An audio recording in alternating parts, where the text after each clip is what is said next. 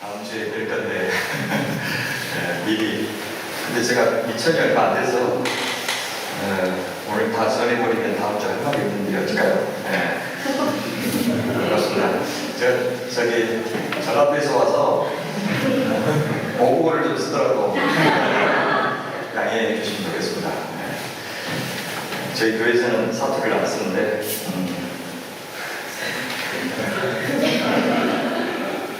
말씀 묵상감이 담는 주제로 하겠습니다. 그 뷰티의 방법론에 대한 것은 굳이 안 나눠도 될 것 같고, 왜냐하면 사실 하다 보면 여러분만의 방법론이 생기는 거예요. 아주 전혀 이제 안 하신 분들을 위해서는 제가 소개를 해드릴 수 있는데, 그렇지 않으면 묵상의 철학, 묵상의 신학, 이것을 좀 나누는 게 훨씬 좋겠다 싶어서 좀 나누려고 합니다. 본 회퍼 여러분 아시죠? 제가 몇 해 전에 10월을 맞이해서 독일에 왔는데 플로센 그룹을 꼭 가보고 싶었어요. 본 회퍼 목사님 다치셨던 곳, 돌아가셨던 그 수용소를 꼭 가보고 싶어서 거기 다녀왔는데 거기 이제 묘기명도 있고요. 그분이 유언이 죽음은 끝이 아니라 영원한 삶의 시작입니다. 묘기에는 디트리히 본헤퍼 그의 형제들 가운데 서 있는 예수 그리스도의 증인 이렇게 되어 있어요. 사실 본헤퍼가 누군지 아시는 분들은 이것이 본헤퍼를 소개하는데 충분한 말이 아니라는 것을 아실 겁니다. 위대한 신학자이시기도 하고 저항가이시기도 하고 참 귀한 목사님이시기도 하고 또 저술가이시기도 하고. 그런데 본헤퍼 목사님에게 여쭈면 나는 이 묘기명을 되게 좋아한다고 말씀하실 것 같아요. 왜냐하면 그분이 이 다양한 영역에서 그렇게 활동하신 궁극적인 목적이 뭐냐면 예수님이 누구신지를 드러내려고 하는 것이 목적이었기 때문에. 그래서 이 세상 그 어떤 권력과 이데올기보다도 그 예수님을 왕으로 모시고 섬기는 것이 가장 복된 일이고 그것이 진짜 생명이다 라고 하는 것을 전하기 위해서 학자도 되시고 글도 쓰시고 저항가도 되시고 그랬던 것이니까 예수 그리스도의 증인이라고 저희가 하나님 앞에서 인정받는다면 참 잘 살았다 그렇게 여기실 것 같아요. 제임스 테니가 하신 말씀인 것을 잘 반영하는데요. 동시에 그리스도의 증인과 자기 자신의 증인이 될 수 있는 사람은 없다. 자기 자신이 총명하다는 인상을 주는 동시에 그리스도께서 전능한 구원주시라는 인상을 심어줄 수 있는 사람은 아무도 없다. 우리가 그리스도인으로 부름받았다는 것은 그리스도의 증인으로 부름받았다는 것입니다. 우리가 갖고 있는 모든 삶의 조건들, 은사들 이것들을 통해서 궁극적으로 해야 될 일이 뭐냐면 이 세상에 주인은 하나님이시고 그다음에 당신의 아들 예수께서 이 땅을 다스리고 계시고 그 예수의 통치 앞에 복종하는 것이 진짜 삶이고 의미고 행복이다 라는 것을 온 삶은 우리가 갖고 있는 모든 조건들을 다 동원해서 증명해내는 것, 그것이 우리를 부르신 목적입니다. 모든 사람의 똑같은 사명이고 소명입니다. 그래서 내가 사람들 앞에서 그리스도가 아니라 내가 좀 똑똑하고 인정받을 만하고 혹은 사랑받을 만한 조건을 갖고 있다는 것을 증명하면 증명할수록 내 안에서 역사하시는 그리스도의 포션을 주어집니다. 그만큼 그리스도의 영광은 가려지게 되는 것이죠. 그래서 내 증인과 그리스도의 증인은 동시에 될 수가 없어요. 우리 끊임없이 죽을 때까지 투쟁하는 것이 뭐냐면 나를 드러낼 것인가 아니면 그리스도를 드러낼 것인가. 여러분들 열심히 여기서 공부하고 계시지만 목적이 뭡니까?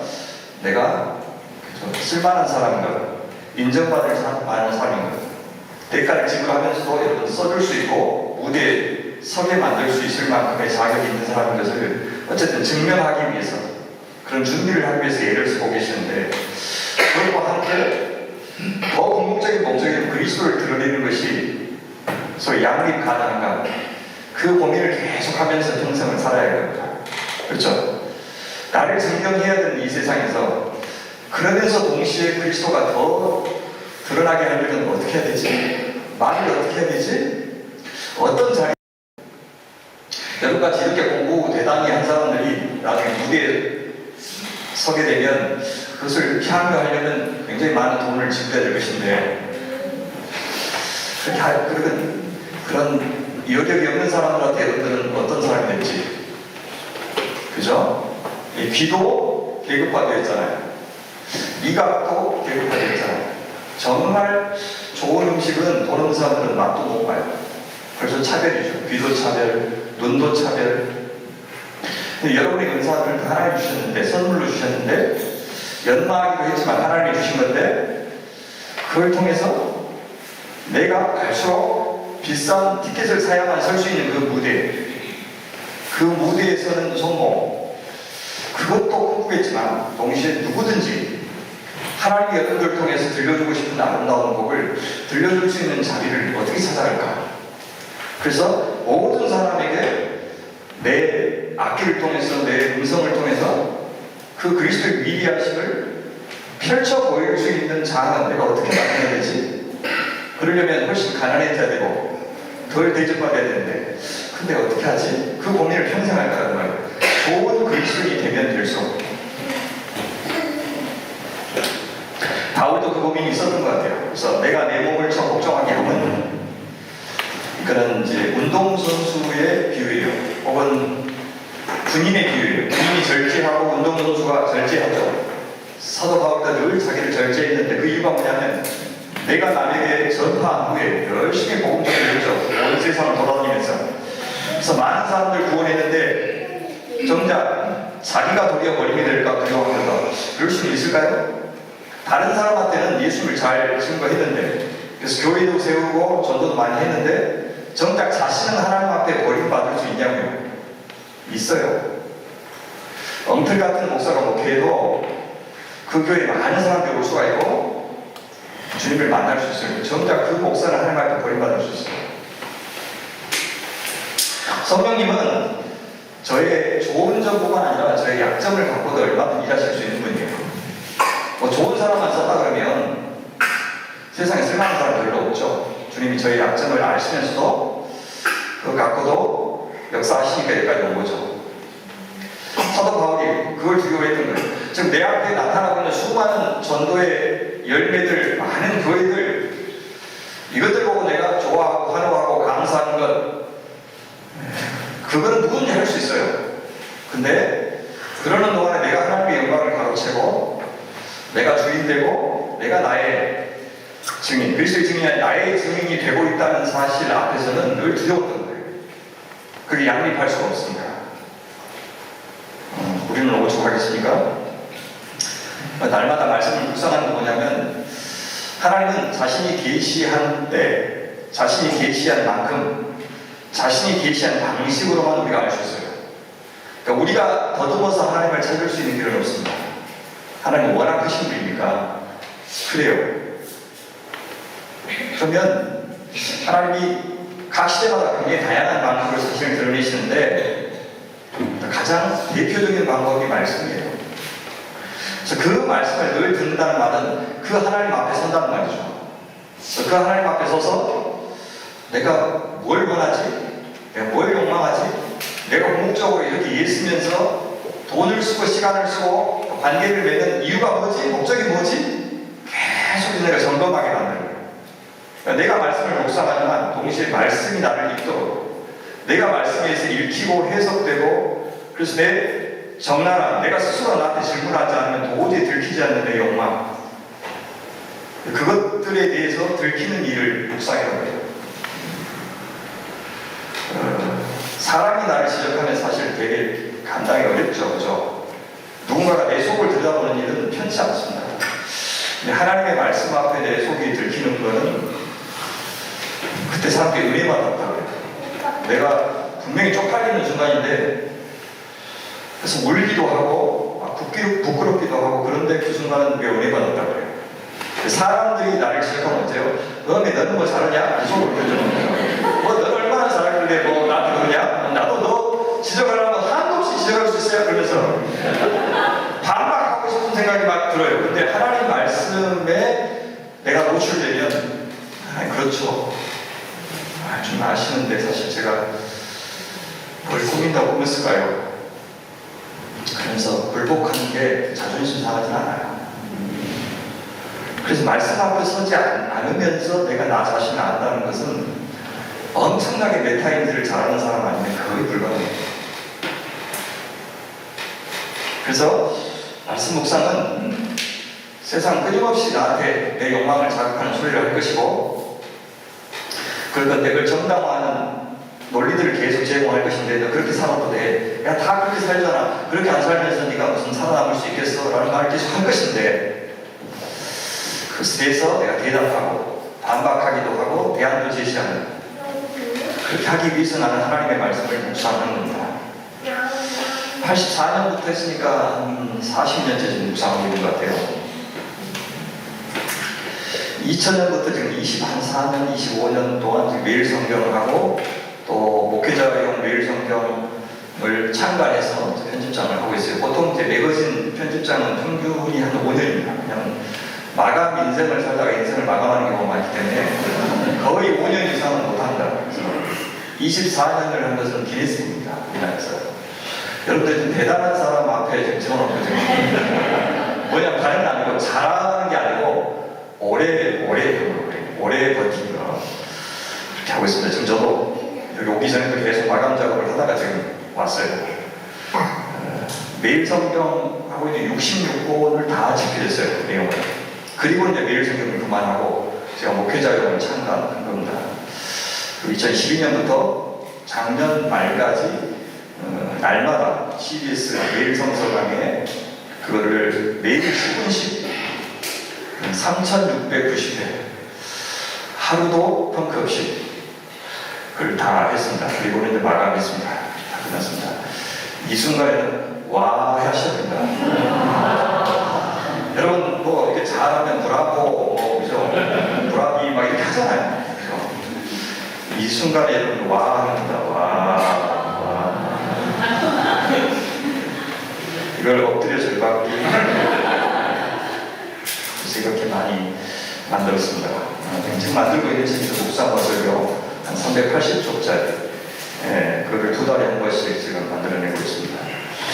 근데 그렇게 사실을 일단 제가 저걸 자랑하기 위해서 이렇게 말한 것이 맞고요. 그것만이 아니고 그렇게 많이 하면서도 여전히 저한테 이렇게 어려운, 제가 설명하기 어려운 말이 뭐냐면, 그냥 말씀대로 살아야 된다 그렇게 이야기하잖아요. 말씀대로 살아야 된다, 말씀에 순종해야 된다, 또 복음에 합당하게 살아야 된다. 그 말이 좀 많이 되죠. 뭐 말이지? 저걸 내가 어떻게 설명하면 되지? 말씀대로 살아야 한다는 말이 무슨 말이야? 말씀에 순종해야 된다. 무슨 말씀이에요? 설교? 오늘 큐티한 거? 아니면 내가 요즘 읽고 있는 그 부분? 복음에 합당하게 생활해야 된다는데 복음이 어떤 거지? 어떻게 사는 게 복음에 합당한 생활이지? 이걸 우리가 굉장히 많이 쓰는데 내가 정확히 이 말에 대해서 설명해 줄 수 있을까? 물론 설명을 하면 예스는 할 수 있겠는데 이게 시원하지가 않았어요. 그래서 계속 고민이에요. 지금도 설명을 하고 있고 책도 썼지만 어떻게 살아야 되는가? 말씀대로란 말이 도대체 무슨 말인가? 저는 그래서 쭉 넘겨보시면 나에게 하신 말씀으로 들리는 설교가 여러분 몇 번이나 돼요? 1년에? 좀 더 넘겨보십시오. 설교를 들었는데 저 말씀 오늘 나에게 하신 말씀이다 라고 할 때가 있나요? 가끔 있죠. 한 1년에 한 번? 설교는 그냥 우리는 해야 되기 때문에 하는 것이고 들어야 되기 때문에 듣는 것입니다. 무슨 설교 시간에 나에게 하시는 말씀이 있어요? 그냥 전체적으로 좋은 말씀이다, 다 지상하신 말씀하시네 하고 그냥 하여튼 스며들겠지 하고 듣는 것이지, 사실은 내 상황하고 현재 내가 고민하고 있는 것과 그 말씀이 정확하게 일치하는 경우는 그렇게 흔치 않습니다. 그럴 때 가끔 은혜 받았다 그러는 거예요.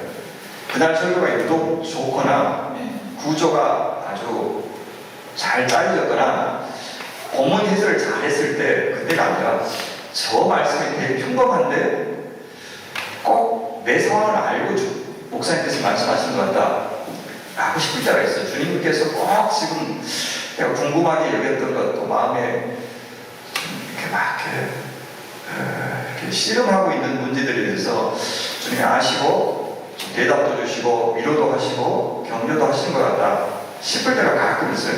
그러니까 텍스트하고 컨텍스트가 만나는 그 지점. 그래서 설교를 따라 살아야 된다고 할 때 그날 나에게 주시는 말씀을 갖고 의미할 리가 없어요. 거의 그런 일은 참 드물게 일어나기 때문에 그렇습니다. 우리가 지난 한 주 혹은 지난 한 달 동안 얼마나 성경을 읽었는가 생각하면 의외로 우리가 하나님 말씀을 가장 우리 삶에 우선순위로 두고 그렇게 사는 것이 쉽지가 않습니다. 하나님의 말씀에 노출되지 않은 채 그렇게 드물게 노출된 채 24시간 안에 하나님의 말씀에 노출되는 시간 한번 생각해 보세요.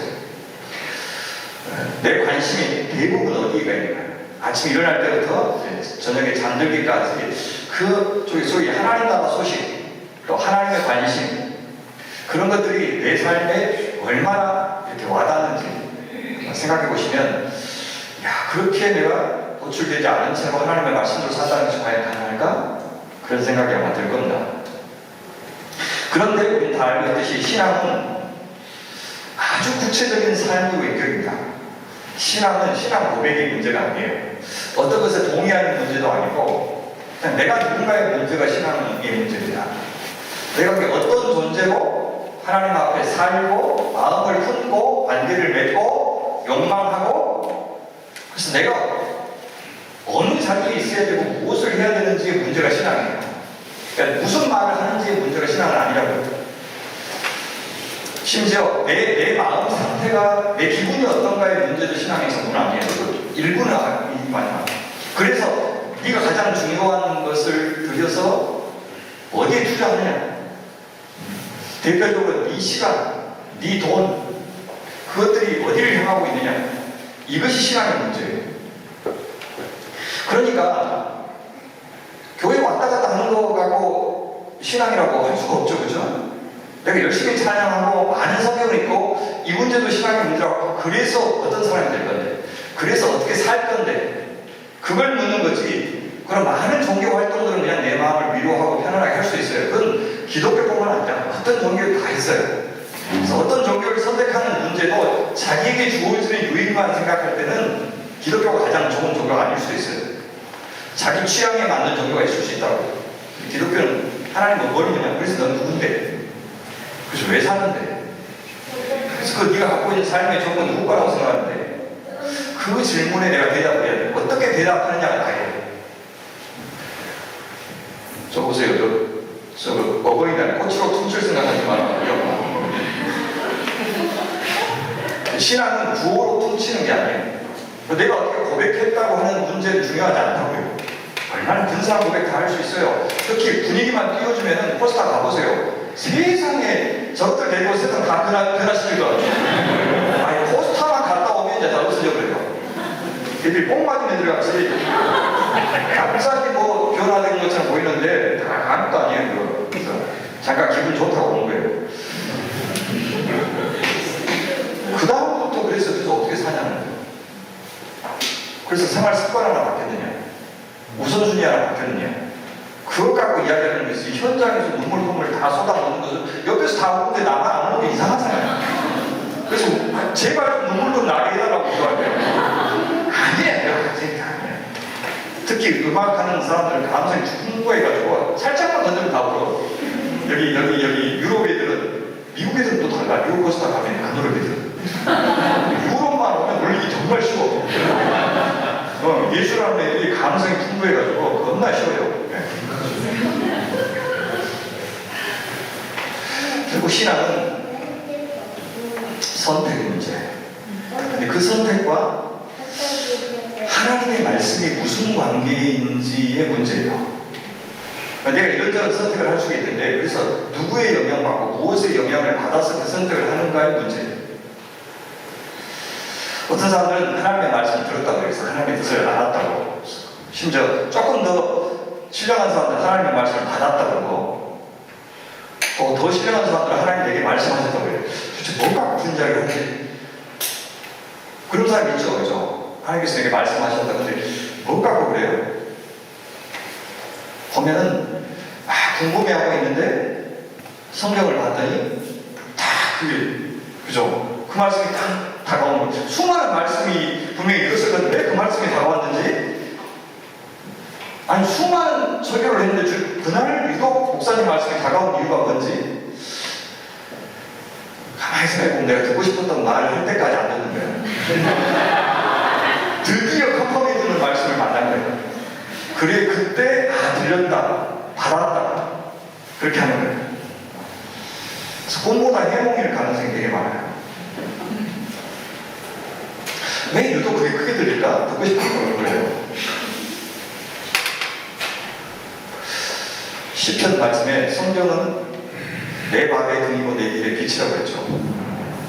시편 119편 말씀인데, 시편 119편 읽어보면 책상 위에서 하나님의 말씀이 어떤 것이냐를 묵상하는 거 아니고 지금 경각 가운데, 죽음의 위협 가운데 있는 사람의 묵상입니다. 지금 이 고통이, 난 무죄한데 왜 이 고통을 당해야 되지? 도대체 언제까지 이 고통이 지속되지? 친구들도 다 사라지고 믿을 게 아무것도 없고, 그런 중에도 끝까지 내가 하나님의 말씀을 듣겠습니다. 말씀을 통해서 계시하시는 당신을 신뢰하겠습니다 라고 하는 고백이 시편 119편의 그 긴 말씀에 대한 시예요. 그때 주의 말씀이 내 발의 등이고 내 길의 빛이라고 하는 것은 캄캄한데, 어떤 그동안 내가 갖고 있었던 말씀과 해석하고도 도저히 내 지금 이 상황이 해결이 안 되고, 내가 알고 있었던 그 하나님이 이 상황에서는 너무나도 낯선 하나님, 그래서 사일런트가, 디스턴트가, 히든가, 숨어 계신 하나님, 침묵하신 하나님, 멀리 계신 하나님, 너무너무 낯선 하나님, 심지어 당황스러운 하나님, 그 상황에서 하나님의 말씀이 여전히 내 앞길을 비춰주고, 그죠? 근데 멀리까지 비춰주는 헤드라이트가 아니고 내 발의 등이라고 그러죠. 앞에까지만 보이고, 산발 가면 또 그 앞에까지만 보이고, 그 역할을 하시는 말씀이 대본적이면, 말씀이 나에게 그런 역할을 해주지 못했다면 내게 말씀은 무엇이었는지 생각해 봤으면 좋겠어요. 신앙생활을 참 오래 했는데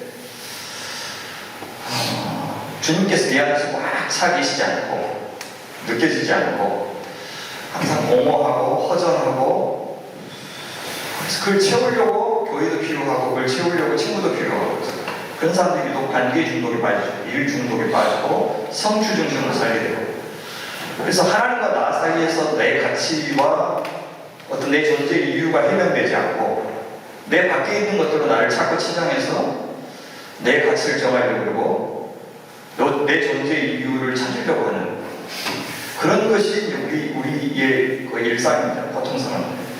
근데 하나님의 말씀을 신앙생활을 오래 했는데도 계속 그렇다면 하나님은 내게 과연 어떤 분이었는가? 하나님의 말씀은 내게 어떤 역할을 했길래 여전히 나는 공허하니까? 그 고민을 좀 해봐야 됩니다. 성경은 구원에 들어가는 것은 좁은 문 좁은 길이라고 이야기하고 거의 사람들이 싫어한다고. 아무리 좋다고 이야기해도 그 길로 온 사람 적고 넓은 길로 온 사람들은 많다라고 이야기해요. 특히 부자는 천국에 들어갈 수 없는데, 부자가 부자인 채 천국에 들어갈 수 없는데 낙타가 바늘길을 통과하는 게 차라리 쉽다, 이렇게 이야기해요. 그러니까 부자는 아예 못 들어온단 말이 아니고 부자가 부자인 채로 부자가 자기가 갖고 있는 그 돈이라고 하는 그것들을 상대화시키지 않을 때, 그 돈에 세례를 줘서 그 돈이 하나님의 주권 앞에 복종하게 만들지 않으면 내가 그 만본의 노예가 되는 상황에서는 절대 천국에 들어갈 수 없다고 말씀하시는데, 하나님의 말씀을 갖고 살아가는 내 삶이 과연 이 만본을 이기는 데 얼마나 도움이 됐는지에 대해서 대답을 어떻게 하고 있느냐. 그래서 여러분이 앞으로 뭐가 되고 싶은 것과 돈이 무슨 관계가 있어요? 돈의 주권을 철저히 하나님 앞에 맡기지 않으면 예술가로 사는 문제가 배고파도 갈 수 있는 문제인가 했을 때는 되게 고민이 많이 되죠. 여기 있는 분들의 거의 대부분은 학원 강사하지 않겠어요? 학원 차려가지고. 어디 큰 무대에 뭐 카네기 홀 쓰고 막 그런 분들은 거의 없잖아요. 굉장히 배고픈 길을 갈 수밖에 없고, 이렇게 내가 이렇게 열심히 공부를 했는데 대학 강사하면 좀 살까? 그죠? 독창에 그 자기 돈으로 다 해야 되는데 그거 하는 것도 쉽지가 않고, 공부 잘 마치고 돌아간다 하더라도 여러분들이 지금 자기 자리를 차지하고 사는 것이 녹록지 않은 현실인 걸 다 알고 계시는데, 그런 중에도 변함없이 처음 품었던 마음대로 그리스도의 증인으로 하나님께 영광을 돌리는 내 목소리, 내 악기가 되기 위해서 애쓰려고 할 것인데, 그때 하나님의 말씀 나에게 어떤 역할을 할까? 사실 신앙은 지금 이 불안에 떠는 공부하는 중에 굉장히 불안하죠. 아무것도 정해지지 않고 나는 제대로 마칠 수 있을까? 가서 내 자리가 있을까? 그거 생각하느라고도 이제 불안하겠지만, 돌아가서도 마찬가지예요. 돌아가서 내가 어디로 가야 되지? 이 공부한 이 커리어 가지고 교만하지도 않고 주눅들지도 않으면서 그리스도인이라고 하는 이 정체성을 가장 소중히 여기며 살아가는 일은 무척 힘들 것인데, 그때 신앙의 증거가 드러나는 거예요. 그때 우리나라를 평등사회라고 그러죠. 아파트 평수하고 성적 등수를 제일 중요하게 생각하는 평등사회. 그래서 한국은 그냥 만mon의 노예가 된 사회, 돈에 환장한 사회죠. 이데올로기도 없습니다. 사실 이데올로기 그 뒤로 파보면 다 돈 문제예요. 다 돈 문제예요. 그러니까 물질 많은 세상에서 하나님의 말씀 때문에 나는 나눔과 섬김의 삶을 과연 상상할 수 있는가? 말씀은 내가 그렇게 살아도 괜찮다고, 아니 그렇게 사는 것이 진짜 제대로 사는 것이라고 그렇게 확신을 두고 있는가? 쉽지 않을 겁니다. 제가 이만큼 먼저 살아서 여러분들보다 말할 수 있는 것은 물질을 이루고 사는 것이 신앙이 거의 전부다 라고 하는 것을 경험 삼아 이야기할 수 있을 것 같아요. 그러니까 이 시대에 하나님을 대체할 만한 유일한 인식은 돈밖에 없어요. 돈밖에 없어요. 그래서 이 돈 문제에 있어서 여러분들이 철저하게 훈련을 받고 연연해 하지 않으면서도 여러분의 그 귀한 은사들을 또 하나님 주신 이 소중한 유학의 이런 커리어들을 아름답게 사용할 수 있으면 진짜 그리스도인은 사는데 아마 도움이 될 겁니다. 도저히 용서할 수 없는 사람, 혈백이 싫은 사람, 그런 사람들 말씀 때문에 용서한 경험이 있습니까? 말씀 때문에 우는 자들과 함께 우려줄 수 있는 공감의 마음, 통감의 마음, 연민의 마음을 가진 적이 있습니까? 말씀이 내 안에, 우리 공동체 안에 창조를 일으키려면, 그 말씀을 우리의 삶을 변화시키려면 과연 우리는 어떻게 해야 되는가? 이 질문이 저희 늘 숙제 같은 질문입니다. 그 말씀에 영향을 받아서 아까 이야기했던 그런 세계관적인 변화, 그래서 내 삶의 태도의 변화, 라이프 스타일의 변화, 그리고 욕망의 변화, 욕망의 변화가 돼야 할 텐데 행동 방식의 변화가 나타나거든요. 거기까지 이어지는 이 소위 영적인 메커니즘이 어떻게 하면 형성될 수 있는가? 그것이 제가 사실 이 묵상 사역 혹은 묵상 머티리얼을 만들면서 늘 고민하는 문제예요. 하나님의 말씀이 우리 시대에 자기를 드러내신 가장 결정적인 방식인데, 그 말씀이 우리가 소위 인게이징하고 상관 있는 그 말씀이 되게 하려면 어떻게 됩니까? 어떻게 훈련해야 되고, 어떻게 서로 나눠야 되고, 또 어떻게 실천해야 됩니까? 또 어떻게 그걸 확인해야 됩니까? 이 고민이 있는 것입니다. 그래서 그 고민의 일부를 좀 나누려고 한 겁니다. 신앙은 뭐냐? 사람이 살아있다는 게 뭐냐? 이 생물학적 생명 말고요. 진짜 사람이 살아있다는 것이 무슨 문제냐면 결국 관계의 문제예요. 코이노니 아닙니다. 누구의 관계요? 하나님과의 관계, 공동체와의 관계, 이웃과의 관계, 생태계와의 관계, 나와의 관계. 그러니까 내가 하나님과 어떻게 관계를 맺고 있는가, 혹은 이웃과 생태계와 나 자신과 어떻게 관계를 맺고 있는가가 결국 생명과 생명 아닌 것을 결정을 해요. 누구든지 관계를 맺고 사는데 그것이 원래 하나님께서 우리를 창조하실 때 의도하셨던 관계인가, 아니면 하나님을 떠난 이 세상이 만든 관계인가, 누구와 어떤 식으로 관계를 맺는가, 이것이 이제 사람과의 관계지만 소위 돈이나 시간과의 관계도 마찬가지예요. 소유와의 관계, 어떤 식으로 관계를 맺는 것이 하나님께서 기뻐하시고 하나님께서 소위 생명이다, 살아있다. 그래서 성경은 하나님의 백성 되는 것을 구원받았다 그렇게 이야기하는데, 그것을 다른 말로 어떻게 표현하냐면 안식을 얻는다, 샬롬을 누린다, 복을 받는다 그렇게 표현해요. 그래서 복이라고 하는 것은 그냥 물질적인 차원으로 치환되었을 게 문제지, 사실 복은 뭐냐면 살아있다는 말이에요. 생명력을 복이라고 해요. 그래서 복의 근원이신 하나님과의 관계에서 우리가 있다 있을 때 네가 복이 있다고 하면 너 살아있다. 그래서 복이 있는 것이 사람과의 관계에서는 이 생명력이 어떻게 발휘되냐면, 구약에서 보통 사람이 장수한 것으로 나타나고요. 그죠? 타산으로 나타나요. 자손을 낳는 거 혹은 오래 사는 거. 땅은 어떻습니까? 풍년, 그다음에 동물들, 짐승들이 굉장히 많아지는 거. 그런 걸 그러니까 생명력이 충분해진 것을 복이라고 해요. 생명의 근원 되신 하나님께 순종했을 때는 복을 받고, 불순종했을 때는 사망을, 그걸 저주라고 표현하죠. 그러니까 복이 있다 그 말은 뭐냐면, 구원받은 사람이 구원 플러스 알파라는 뜻이 아니에요. 구원 플러스 알파로 보너스를 주는 것이 복이란 말이 아니고, 네가 복이 있다는 말은 너 하나님의 백성이다, 너 살아있다, 그 말입니다. 복이 없는 사람은 하나님의 백성이 아닌 것이죠. 그래서 그 복이라고 하는 것은 항상 하나님께서 우리에게 복 주실 때는 프로스페러티가 아니에요.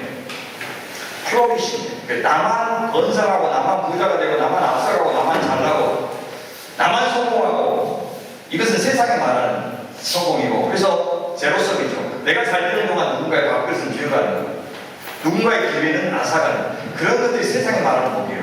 그걸 간구하는 것을 소위 기복주의 그렇게 해요. 하나님이 주신 복은 내가 복을 받을 때 반드시 옆에서 같이 복을 받아요. 그래서 공공성 그렇게 플로리싱. 우리가 복을 받을 때 옆에도 같이 복을 누리는 것이 하나님의 복이에요. 여러분이 잘 되었을 때, 여러분이 칭송을 받았을 때 진짜 복은 뭐냐면, 여러분만이 두각되고 다른 사람들은 다 절망감을 누리는 그런 게 아니고, 여러분이 잘 되었을 때 같이 여러분이 주위에 있는 사람들이 복을 누리는, 같이 잘 되는, 같이 회복되는. 글쎄, 너를 만나서 내가 사람같이 산 것 같아요. 내가 너를 알고 나서 내가 좋은 사람인 것 같아. 그냥 너라는 친구를 둬서 내 가치를 알았어. 내가 늘 어둠 속에 우울하게 지내고 자존감 바닥인 채로 그렇게 살았는데, 너 만나니까 내가 괜찮은 사람인 것 같아. 난 네가 잘 됐으면 좋겠어. 오늘 여기 저를 소개해준 목사님 이화정 목사님이신데, 여기 목사님의 선대식도 하고 선별요. 그분이 그런 종류의 목사님이에요. 그러니까 주위에 있는 분들이 다 저 목사님 좀 잘 됐으면 좋겠어. 저 목사님은 정말 하나님이 좀 챙겨주셨으면 좋겠어요. 그 쥐뿔도 없고 배경도 없고 뭐 이렇게 의지할 만한 사람들도 없고 평상시 그런 거 챙기는 분도 아니에요. 근데 어떻게 그렇게 이타적인지 사람들이 그분한테 신세를 안 지는 분이 없는 거예요. 저런 사람도 다 있지 싶은. 그러니까 그분이 뭐 하든지 간에 옆에 사람들이 잘 됐으면 좋겠다, 내 일처럼 잘 됐으면 좋겠다고 막 도와주고. 저는 그런 사람이 이제 복이 있는 사람인 것 같아요. 내가 잘 돼서 부러움의 대상이 돼서 그래서 수상소감 부르면 하나님께 영광 돌린다, 그런 거 하지 말고, 그런 거 안 해도 저 사람이 다 잘 됐으면 좋겠고, 저 사람의 영광이 내 영광인 것 같고, 평상시 그렇게 사는 사람들이 저는 복 있는 사람입니다. 그걸 샬롬이에요. 샬롬은 소극적인 의미에서는 전쟁하지 않는 것을 평화라고 번역되는데, 그는 작은 포션이고요. 원래 히브리인들에게 샬롬은 뭐냐면, 내가 좀 내 것을 덜어주더라도 상대방의 웰빙에 깊이 관심이 있는 것을 샬롬이에요. 다른 사람이 잘 됐으면 좋겠다, 그걸 위해서 내가 희생도 하고 퍼주기도 하고 내가 무릅쓰기도 하는, 그렇게 하고 싶은 것을 샬롬이에요.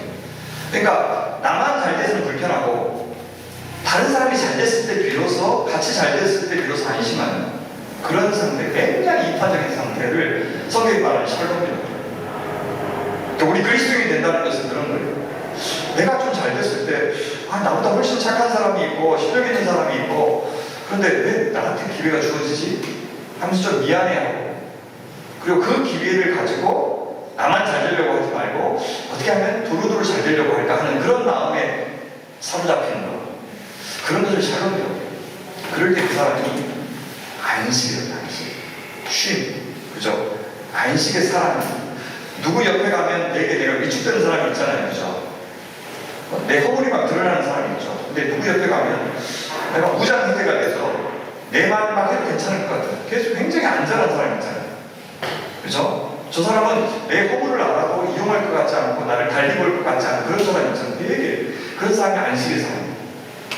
그래서 그냥 그 사람이 몇 마디 나한테 안 하고 뭐 안 했는데도 그냥 갔다가 이렇게 갔다 와도 편안해지고 뭐가 정리가 돼요. 이 사람 속이 고요하니까 옆에 있으면 같이 구해주는 거예요. 내 속이 심란하면 옆에 사람이 전염이 되죠. 그래서 구원받는다고 하는 거, 하나님의 백성이 된다고 하는 것은 바로 그거예요. 하나님과의 관계도 좋지만 그것 때문에 내 이웃과의 관계가 굉장히 좋아집니다. 그래서 하나님이 처음에 세상을 만드셨을 때 감탄하셨잖아요. 거기에 신이 좋다.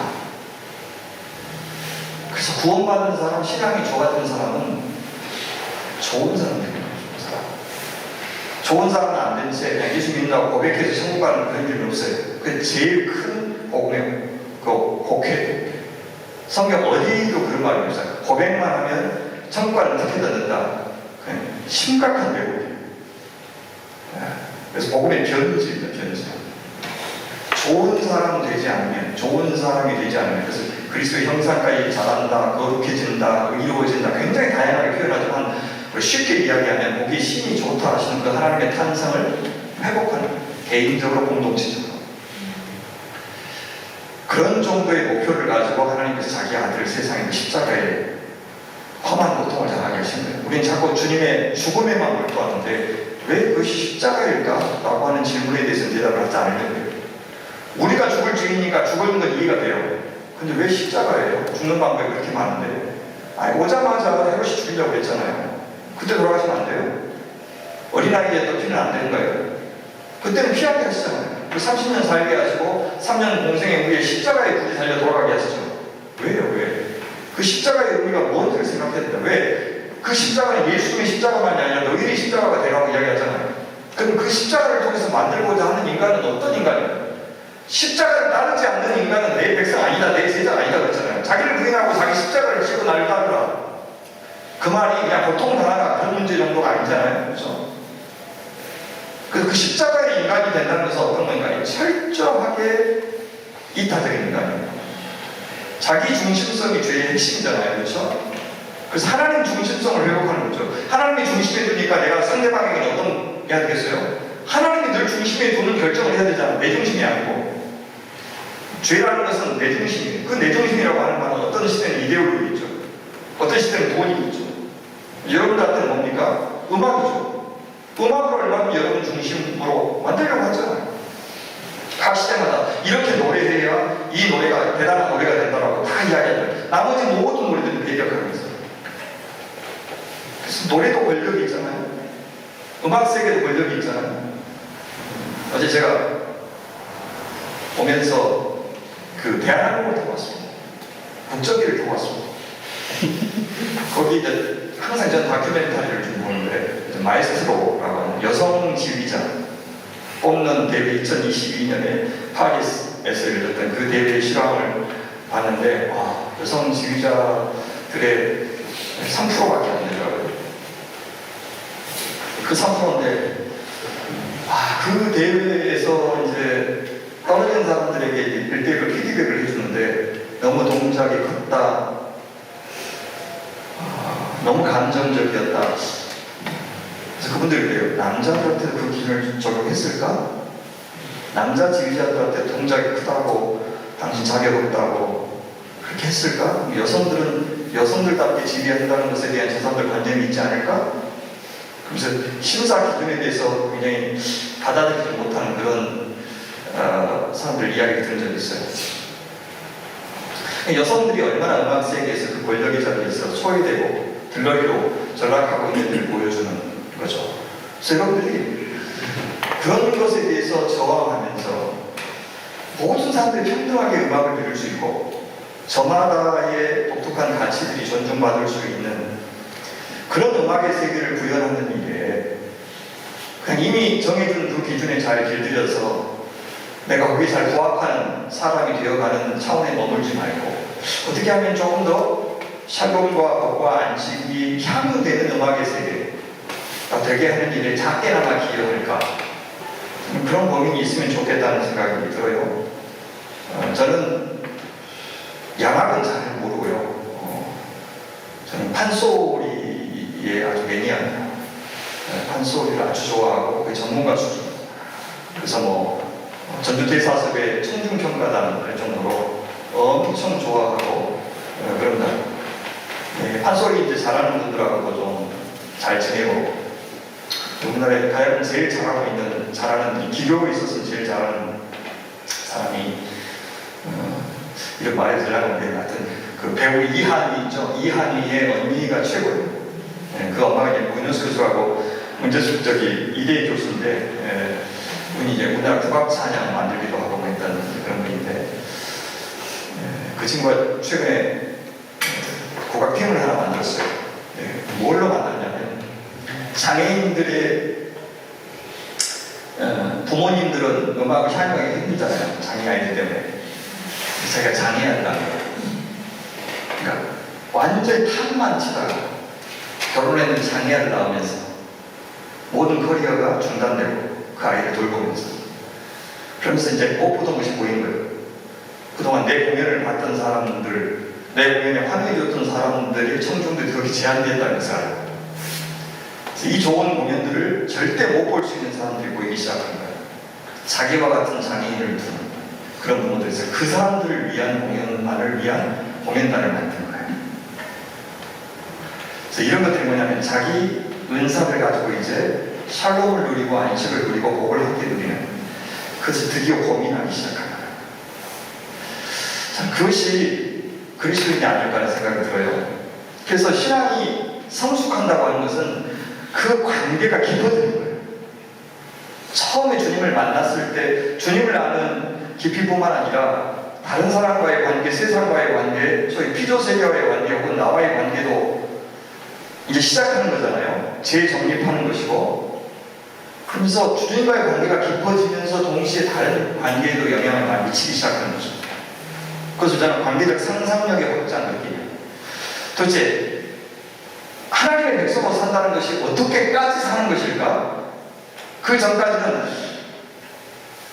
어디까지가 주의 아니지? 이 정도 하한선에 대한 고민이었다면, 어떤 모습을 원하시지? 올해의 모습과 또 내년에 주님을 더 만나보니까 이렇게 사는 게 훨씬 더 멋있지 않을까? 아름답지 않을까? 주님 좋아하시지 않을까? 하는 대한 상상력이 계속 커지죠.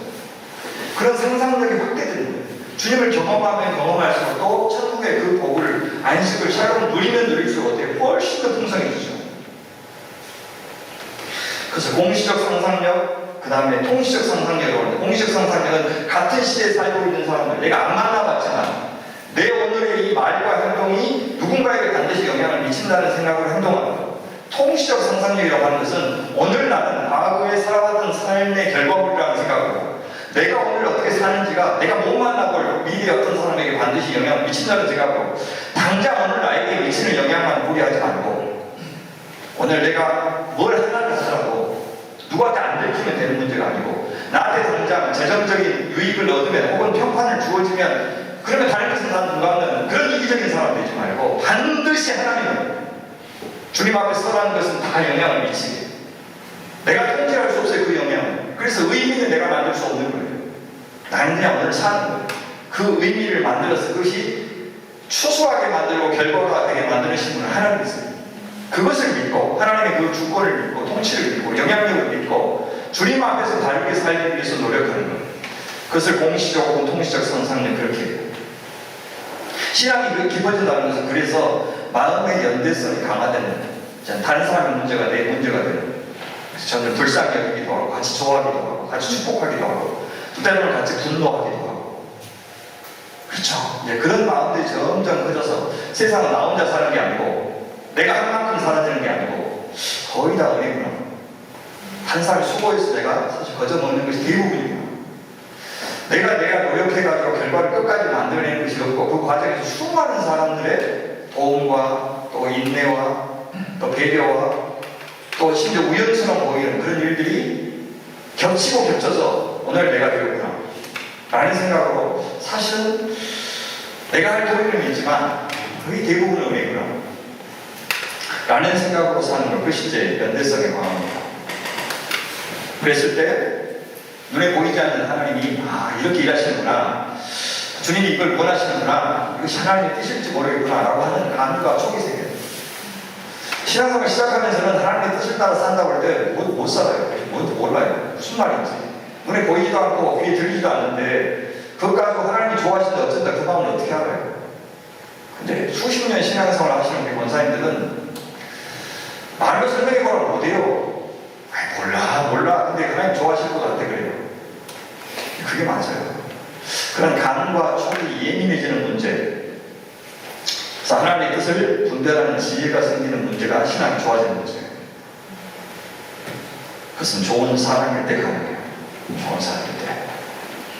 그러니까 우리 교회 권사님들 계시면 놀라운 영물이다 이렇게 생각하시면 놀라운 영물이다 이렇게 생각하시면서 다들 존중하시고 그분들의 기도 때문에 우리 교회가 건사한다 이렇게 생각하시면서 감사하면 좋겠어요. 우리는 말로 설명도 하고 오늘 지식적으로 혹시 많이 할지 몰라도 신앙은 그런 것이 아니에요. 여러분도 음악 세게 하면 음악 지식 그런 걸 갖고 연주 잘하고 머리 쓰는 거 아니죠. 그죠? 자기 이미 몸에 그것들이 새겨져서 그죠? 음악이 하나의 세포들로 다 구성되고 근육이 형성되어서 어느 자리에서도 불러봐 그러면 그냥 자기도 모르게 불러지는 그 정도가 돼야 사실은 고수 아니겠어요? 연습해가지고 연습하더라도 외워서 부르는 정도는 그냥 애쓴 것이고 어떤 상황이든지 그 상황에 맞게 거기 상황에 맞게 어울리게 노래를 불러주는 것 왜 그렇게 불러야 되는지 모르고 그냥 나오는 것 그게 음악가 아닙니까 진짜? 그 예술가고 신앙도 마찬가지예요. 가지각색의 상황 속에서 내가 어떻게 반응해야 되는 것이 하나님 좋아하신가 그걸 어떻게 말로 설명해요. 그냥 그래야 될 것 같으니까 그때 결정하는 것이죠. 그러니까 잠깐 기다리라고 생각해 볼게. 그런 여유가 없어요. 순간순간 말해야 되고 순간순간 결정해야 되고 근데 그때 내가 무슨 결정을 내렸는데 한참 뒤에 가서 생각해 보는 거야. 내가 왜 그렇게 했지? 무슨 메커니즘이 내 안에 작동되어서 나는 그렇게 말했지? 때로는 후회하기도 하고 때로는 그래 그게 난가 보구나. 여러분 고민해서 내린 결정이 여러분이보다도 아무 생각 없이 행하는 것이 여러분이에요. 왜냐하면 우리는 5%의 의식과 95%의 무의식을 갖고 살아요. 그러니까 운전해 오셨어요 혹시 누구? 운전할 때 일거수일투족 다 생각해요. 자, 핸들 째까 돌려가지고 오른쪽 돌려서 그죠? 이렇게 깜빡이 켜고 악셀 밟고 그렇게 해보신 적 있냐고요? 아니죠. 운전하면서 막 집에 있는 거 생각하고 친구 생각하고 드라마 생각하고 그렇게 하면서도 고통받고 다 지켜가면서 여기까지 오셨죠. 내가 운전했어요. 내 무의식 운전했어요. 저는 얼마나 이 고등학교 때 시달렸는지 그때 외웠던 것이 아직도 머리에 있어요. 뭔 뜻인지도 몰라. 나랑 말씀 공부에다가 문자가 소소하지 않아. 이런 전사 어린 백성이 이러고 알고 있어도 제 뜻을 실현하지 못하려고 하냐. 내 이로 얼굴에 28절 맥가는 뭐 픽파 막 나와. 뭔 말인지도 모르고 나와. 여러분 그 뜻을 묵상하시면서 사도신경 외워보세요. 다 틀려요. 아무 생각 없이 외워야지 끝까지 외우지. 뜻을 묵상하면서 외운다고 다 틀린다고. 나도 모르게 나온다고. 나도 모르게 내 몸속에 장착된 것이 나예요. 그래서 어떤 사람들이 나 고민하고 있어요. 그러면 맨날 생각하는 것처럼 하는 것이 아니라 하루에 한 5분 이상 줄고 고민하는 것이 고민이에요. 어떤 문제에 있어서 내가 깊이 고민합니다. 그러면 5분 이상 안 한다고. 이 생각했다가 지휘했다가 또 한번 다시 생각 떠오른다는 뜻이에요. 고민한다는 말. 깊이 고민한다는 말이. 왜냐하면 같은 주제를 7분 동안 연속해서 생각할 수 있는 사람이 있어요. 대부분 그렇게 안 한다는 뜻이에요. 한 주제 가지고 일관되게 논리적으로 7분 이상 계속해서 사용하는 것이 쉽지 않아요. 우리는 되게 순간순간 불쑥불쑥 살아요. 내가 왜 그렇게 반응하는지, 왜 거기에 시야를 돌리는지, 왜 거기에 시선이 오래 머무는지 사실 잘 몰라요. 근데 수많은 정보들과 관계들과 이런 소위 사건들에 노출되어서 형성된 내가 그렇게 살고 있을 뿐이에요. 그 다음부터 해야 되는 게 뭐죠? 메타인지를 하는 거예요. 무슨 말이냐면 묵상이라고 하는 것은 거울 속에 있는 내 모습을 보는 문제가 아니에요. 거울 속에 있는 나를 보는 문제예요.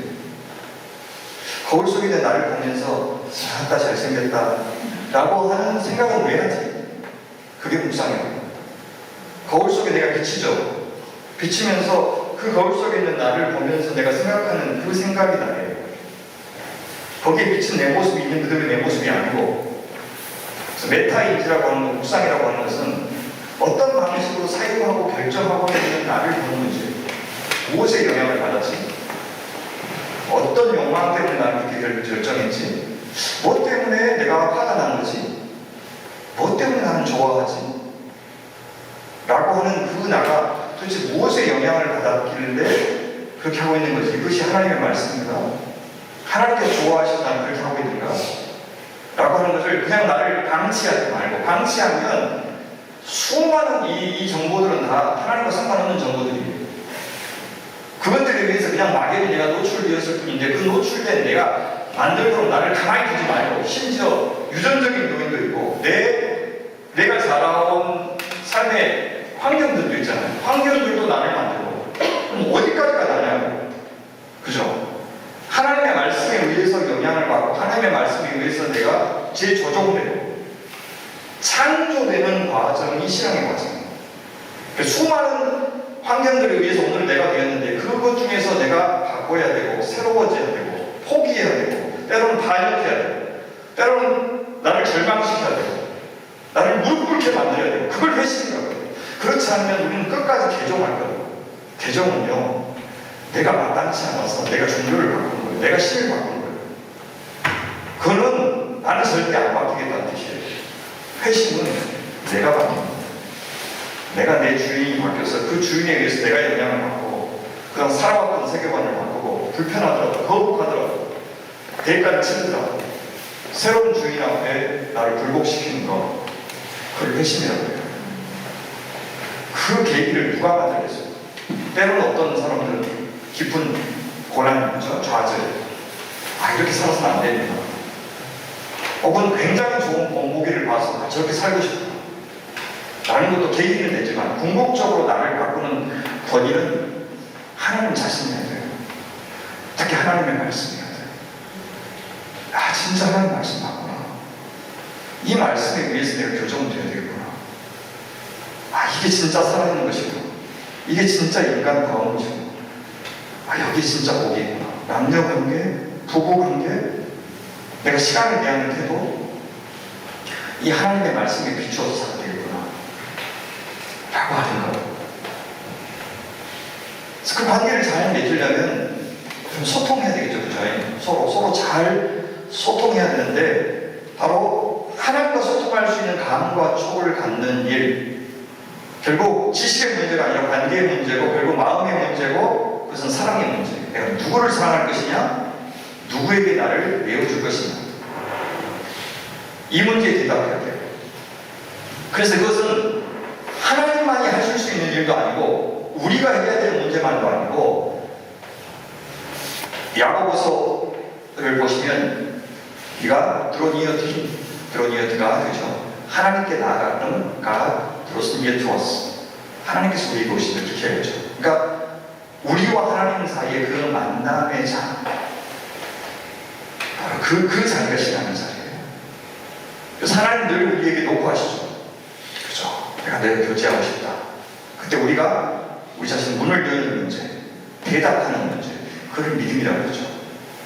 그래서 그걸 영적 줄탁동시라고, 줄이라고 하는 것은 뭐냐면, 그 병아리가 알을 깨고 밖으로 나오잖아요. 그때 생명이라고 그러잖아요.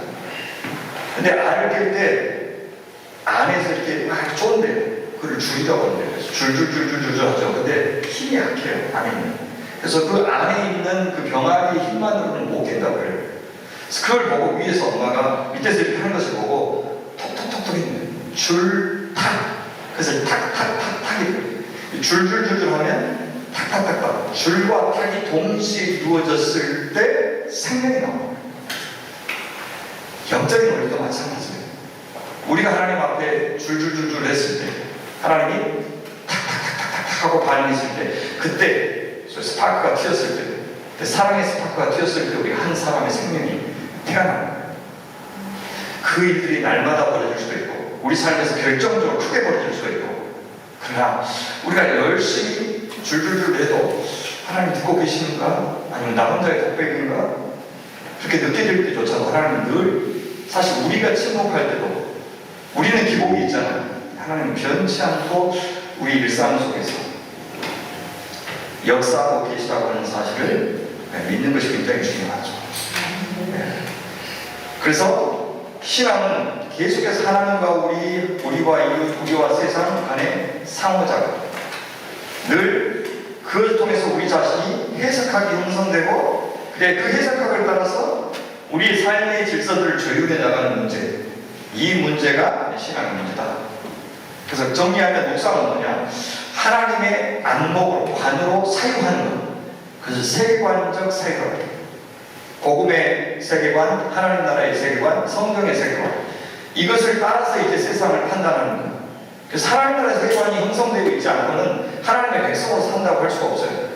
끊임없이 이 세상에 나의 관을, 나의 세계관, 세계를 보는 나의 관점, 안목, 눈, 이것을 형성해 나가는데 성경을 통해서 그 세계관이 점점 하나님 나라 세계관이고 복음의 세계관이고, 그래서 하나님께서 이 세상을 보는 눈으로, 그래서 하나님의 마음을 쫓아서 세상을 해석하는 문제, 그렇죠? 그 문제가 되는 것을 묵상해야 돼요.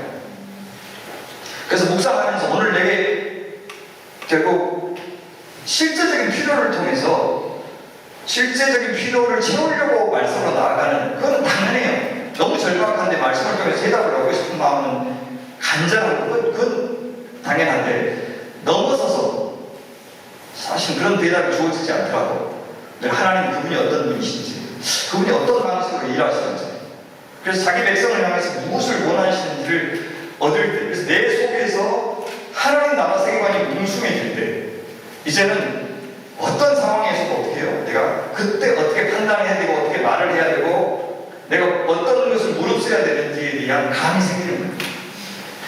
그건 정답의 문제가 아니에요. 그렇죠? 그래서 야 그때 그러면 안 돼 라고 누군가 조언할 수도 있겠는데, 때론 내가 하나님과의 관계가 깊다면 사실 내 감이 맞을 가능성이 많아요. 그냥 나와 하나님과의 관계 속에서는 저 사람이 보기에는 믿음이 없는 것처럼 보이고 약한 것처럼 보이죠. 나와 하나님과의 관계에서는 어떤 사람에게는 10을 요구하고 나한테는 3을 요구하는 것이 하나님의 뜻일 수도 있어요. 그래서 내가 하나님과의 관계에서 그 감을, 그 해석학을 형성하는 일이 무척 중요한 거예요. 그래야 소위 성경이 말하는 자유하는 사람이 돼요. 자유가 뭐냐면 자기 이유를 자유라고 해요. 그러니까 내가 왜 이 일을 하는가? 왜 이 일을 하지 않는가? 이것을 스스로 정하는 문제를 자유라고 해요. 누가 말해서 혹은 세상의 시선 때문에 혹은 내가 모르는 어떤 욕망에 이끌려서 뭔가를 하는 그런 문제가 아니라, 내가 생각하기엔 하나님께 기뻐하실 것 같아요. 내가 생각하는 복음은 그걸 하지 않는 것이 복음에 합당한 것 같아요 라고 누가 이야기해도 않는데 내 안에서 이유가 있어서 그렇게 대답할 수 있는 사람이 굉장히 주체적입니다. 그게 진짜 아름다운 자유하는, 진리가 내일 자유롭게 한다는 말 그 말. 묵상을 거치지 않는 사람은 절대 그렇게 할 수 없어요. 분위기에 휩쓸릴 수 있고 세상의 이데올로기에 따라서 그냥 내 자신을 방치할 수도 있고, 그게 제일 편한 방법이거든요. 그 사람들한테 저항이라는 건 없어요. 그냥 소위 기득권에 안주하는 것밖에 없습니다. 그래서 어디까지 가야 되냐? 묵상은 세계 감적 실천이라고 하는 것은, 그래서 이 관이 뭐까지 가야 돼요? 온 몸에 소위 성육화되는 데까지 가야 돼요. 아까 이야기했듯이. 그래서 내가 하고 있는 사람이 되는 거예요. 생각을 거쳐서 판단하는 문제를 넘어서서 내가 어느새 그렇게 하고 있는 문제예요. 너 왜 그렇게 하는 거야? 몰라 그냥 그렇게 하고 그렇게 해야 될 것 같아 라고 하는 단계까지 나가는 거예요. 그래서 그거는 그 단계까지 나아갈 때 사실 실천이 가능해요.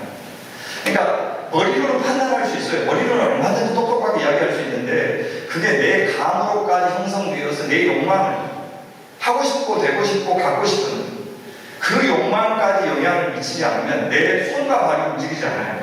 심지어요, 불편한 것이 뻔히 보이는데 불편한 일을 감수하면서까지, 혹은 이미 기존에 내게 길들였던 것을 포기하고 접고, 그죠? 거기까지 나아가는 일들은 완전히 내 욕망이 새로 바뀌는 문제가 아니고 거의 불가능합니다.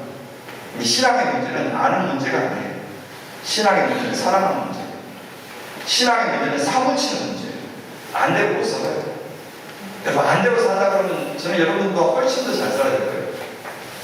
그죠? 아는 것만큼 굉장히 많은 거예요. 근데 그 알미라고 하는 게 아까 얘기했던 관계적이잖아요. 그래서 우리 권사님들이 하나님 앞에 순종하고 우리 권사님들이 하나님을 사랑하는 것에 비하면 그분에 비해서는 제가 젊으니까 젊은 이 사람은 흉내도 못 내요. 저희 어머니만 보더라도 저는 흉내를 못 내요. 그분은 진짜 하나님을 아는 거죠. 그래서 그냥 사는 게 어렵지가 않아요. 우리는 온갖 것들을 이기고, 그죠?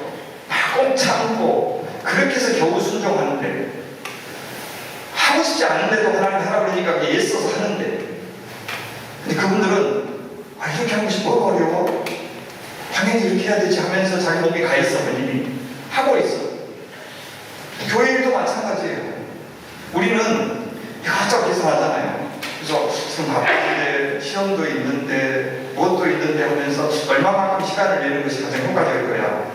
근데 그게 나쁘다는 것이 아니에요. 그건 자동적으로 그렇게 돼요. 근데 어른들은 훨씬 더 계산이 안 서는 상황에서도 어느 경우에 그냥 약간 대책 없는 분처럼 헌신하고 하나님 앞에 드리고 그렇게 해요. 아니, 그래서 지금 기도할 시간에 이거 해야지 훨씬 더 지혜로울 것 같은데 그냥 막무가내로 기도해야 될 때가 있어요. 그 감을 우리가 어떻게 사실은 흉내내겠습니까? 그죠?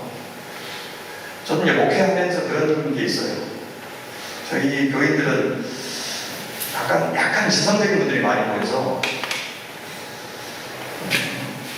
그렇게 같이 호흡하고 맞춰가는데 어떤 경우는 그냥 저 좀 따라주세요 이렇게 부탁하면서 그냥 한 달 동안 기도해야 할 테니까 밤새 나오시라고. 그래서 무조건 기도해요. 그런 저만 아는 어떤 감이 있어요. 저만 아는 교회의 분위기가 있고 이 애트모스피어를 바꾸는 일에 어떤 말이나 논리가 안 통할 것 같은 상황이 있어요. 그래서 모르겠는데 얼마나 놓고 기도해야 될지 모르겠는데 그냥 무조건 기도하고 하나님 앞에 매달리고 도와달라고 울부짖어야 될 때도 있어요. 그래서 그렇게 초청을 하죠.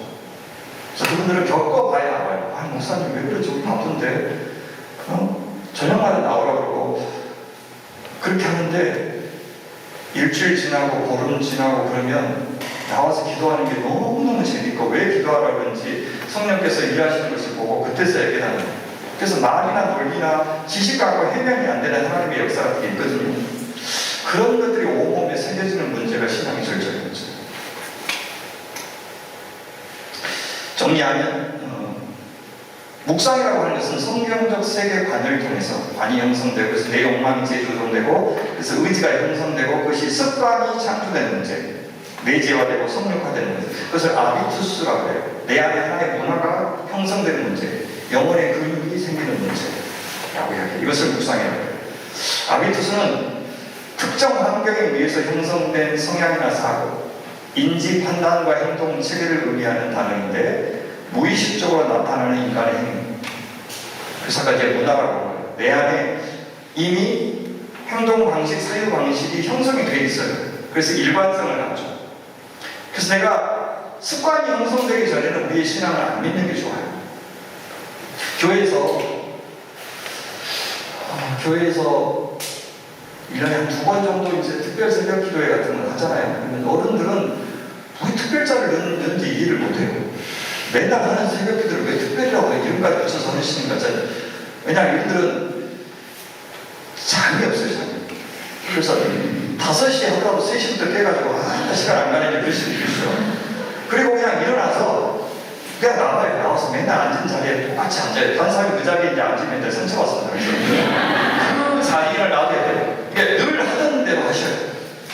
절대 주님을 사모하거나 말씀을 사모하거나 예배를 사모해서가 아니고 자기 머리 하고 있어요. 근데 젊은 것들은 어떻습니까? 그냥 그래도 이걸 한번 지켜보겠다고 알람을 몇 개를 맞춰놓고 일어나 말아 일년에 한 번인데 하면서 어때요? 일어났죠. 그냥 옷 입어 말아 씻어 말아 그 다음에 이제 그래도 1년에 한 번인데 하고 나가잖아요. 비 오면 아싸 주님의 뜻 하고 돌아졌어요. 이게 뭐냐면 행동 하나 할 때마다 자기 의지를 발휘해야 되는 문제는 자기가 아닌 거예요. 얼마나 힘들어요. 뭐 하나 할 때마다 나를 설득해야 되잖아요. 죽으면 안 돼. 뭐 이런 거 있잖아요. 그렇죠? 나까지 안 오면 누가 오겠어. 그러면서 갖은 우리 권사님 한 분이 사실 농주에서 하시는데 저희 교회까지 오려면 그 수요 예배에 오려면 그게 이제 러시아어가 1시간이 넘게 평상시에 그냥 쭉 오면 30분에 오는 걸 1시간이 넘게 걸리는데 이분이 퇴근하고 보니까 고성에서 오셔요. 1시간 한 20분 30분 걸려요. 근데 거의 수요 예배에 안 빠지셔요. 수요 예배는 보통 정해졌어요 오시는 분들이. 근데 그분은 멀리서도 안 오시는데 권사님한테 정말 감사해요. 권사님 얼굴만 보면 제가 진짜 이렇게 위로를 얻는다고 수요 예배 때 오시는 권사님 얼굴만 봐도 제가 힘을 얻습니다 라고 말씀드리고 권사님 하신 말씀이 제가 오늘 수요 예배 안 와야 될 이유가 200가지가 넘어요. 매번 200가지하고 싸운다. 그러니까 너는 오늘은 쉬어. 오늘 안 가도 충분해. 그런 이유가 매주 200가지가 넘는다. 그러면 여러분 그 권사님이 200가지 넘는 이유를 계속 대답할까요? 그러면 못 온다는 거예요. 어때요? 자기도 모르게 오고 있어요. 그 이유들은 많은데 자기도 모르게 운전해서 교회를 향하고 있는 거예요. 우리가 예배의 자리를 지키면 그 다음에 그 습관이 우리를 지키는 거예요. 우리가 안식일을 지키면 그 다음에 안식이 우리를 지키고 우리가 집을 지으면 그 다음에 집이 우리를 만들어요. 우리가 음식을 선택하면 그 다음에 그 음식이 우리를 선택해요. 우리가 친구를 사귀면 그 다음에 그 친구가 우리를 만드는 거예요. 오늘 내 선택이 그 다음에 나를 만드는 거예요. 그래서 하고 싶은 것만 해가지고는 자기가 안 만들어져요. 가치 있고 의미 있고 옳다고 인정된 것 있죠. 가르쳐주는 것 수긍이 안 돼도 그것들이 공동체 안에서 교회 역사 속에서 검증이 되었으면 따라하는 거예요. 좋으니까 지금까지 왔지 안 좋은 것들은 다 사라져요. 왜 이 주일날 모여서 예배 드리는 거 아이고 주님 어디나 계시지 뭐 산에도 계시고 들에도 계시고 집에도 계시고 그죠? 뭐 그런 거 없으면 영상 예배 드려봤어? 그러면서 얼마든지 정당화할 수 있다고요. 그죠? 주님은 마음이 중요하지 뭐 그죠? 그런 거 있으면 예배 없어졌죠. 없어졌죠. 왜 예배가 있을까? 왜 기도가 있을까? 왜 그렇게 말씀을 뭐라고 했을까? 수천 년 신앙의 역사 동안 왜 그건 안 없어져요? 교회 역시에 저는 이제 가난한 성도 되는 심정은 알아요. 그러나 가난한 성도 돼가지고 신앙을 지킬 수 없다는 것도 사실이에요. 교회라고 하는 모임이요 아무 의미 없는데 그냥 사람들이 습관적으로 여기까지 이어져 내려온 것이 아니에요. 그러니까 지금까지 이어져 내려와서 계속 하고 있는 것은 검증이 된 거예요. 검증이 된 말. 거기서 변화를 또는 좀 새롭게 하는 것은 얼마든지 가능하지만 그래서 어거스틴은 습관을 제2의 본성이라고 했어요. 그래서 이 본성이 형성되기 전까지 여러분의 신앙은 안 믿는 것입니다. 그러니까 내 마음 가는 대로 진실하게 해야 하나님께서 받으신다. 택도 없는 말씀 하지 마십시오. 예배 올 때, 오늘 여기 올 때 막 기대하는 마음으로 왔어요.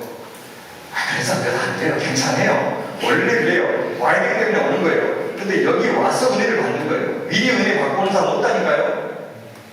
주일날 어쩔 수 없이 오라고요. 질질 끌고 오라고요. 어제 밤샜는데 그래도 오라고요. 와서 저라도 오라고요. 여기 와야 은혜를 받는 거예요. 미리 은혜 받고 준비되고 그런 거 없어요.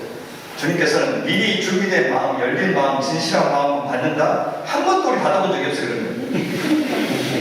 그런 말도 안 되는 그런 공식을 믿지 말고 원래 나는 그렇게 준비가 안 되는 사람이고 아니 생각해보세요. 24시간 내내 다른 문화에 노출되어 있었는데 무슨 사모하는 마음이 드냐고요. 여러분 노래하면서 주님의 임재를 느끼고 막 노래하고 그럼 노래 다 틀려요. 절대 주님 생각하면 안 돼요. 주님 노래 전제야 전제. 자꾸 나는 그 직장에서 일하는 사람들 주님 생각하면서 일한다고 딴 생각하지 말고 이게 뭘 거라고 공부할 때 공부해 볼 때 무슨 주님한테 기도한다고요. 전제해야 돼 전제. 아시겠어요? 그리고 따로 시간을 내서 정색하면서 기도해야 된다고요. 순간순간 우리 의식과 무의식 사이의 경계가 무너져야 돼요. 그래서 선관같이 주님의 임재가 싹 스치고 지나가요. 일상에서 그냥 일상을 살았는데 주님의 임재가 선관같이 지나가서 정신 번쩍 난다고요. 그 순간을 밀도 있게 경험하는 게 예배예요. 여기는 작정하고 고백하고 작정하고 찬양하고 일주일 시간 속에서 누가 그래요? 누가 이 한 마음 기도하고 주님을 안망하고 이 시간에 어디 있어요? 아무리 규칙을 해도 관성건성으로 우리가 할 수밖에 없어요. 그거는 내 신앙이 부족해서 이기보다도 어마어마한 연단이 되지 않나요? 그래서 광야의 교부들의 고백들 기록을 보면 그 사막의 교부들을 보면 거기서도 어마어마한 그 잡념 때문에 집중을 못하는 그런 고민들이에요. 그래서 도시를 떠난 건데 사막에서 주님 앞에 만나려고 그 고요한 공간을 지나가더라도 자기 속에 이미 형성된 도시가 있기 때문에 어마어마하게 그 환경과 싸우는 그 고백들을 보거든요. 여러분 혼자는 안 된다고. 그러니까 늘 그게 의미 없다는 게 아니고 이런 함께 모여서 다른 사람의 신앙과 다른 사람의 찬양을 듣고 왜냐하면 내가 찬양을 못할 수도 있어요. 이거 와가지고 그럼 듣는 거예요. 그래서 그렇게 묻어가는 거예요. 신앙 좋은 공동체에 묻어가는 거예요. 그래서 다른 사람이 기도와 찬양으로 힘을 얻고 내가 힘이 있을 때는 다른 사람들이 묻어가고 그렇게 하는 거예요. 그래서 내가 신앙이 있는지 없는지 신앙이 생겼는지 안 했는지는 눈에 보이는 그 하나님을 대체하는 이 시대의 우상에 대해서 내가 어떻게 상대하는지를 보면 알 수 있습니다. 그게 돈과 시간입니다. 그래서 이 세상의 강자에 대해서 나는 어떤 태도를 취하는가? 그러니까 이 세상이 말하는 강자, 하나님 나라에서의 강자가 아니라 이 세상의 이데올로기 속에서 이 세상의 멘탈리티브 속에서 소위 강자, 그는 하나님과 가장 대척점에 서 있는 세력 아니겠어요? 그렇죠? 그들에 대해서 나는 어떤 태도를 취하고 있는가?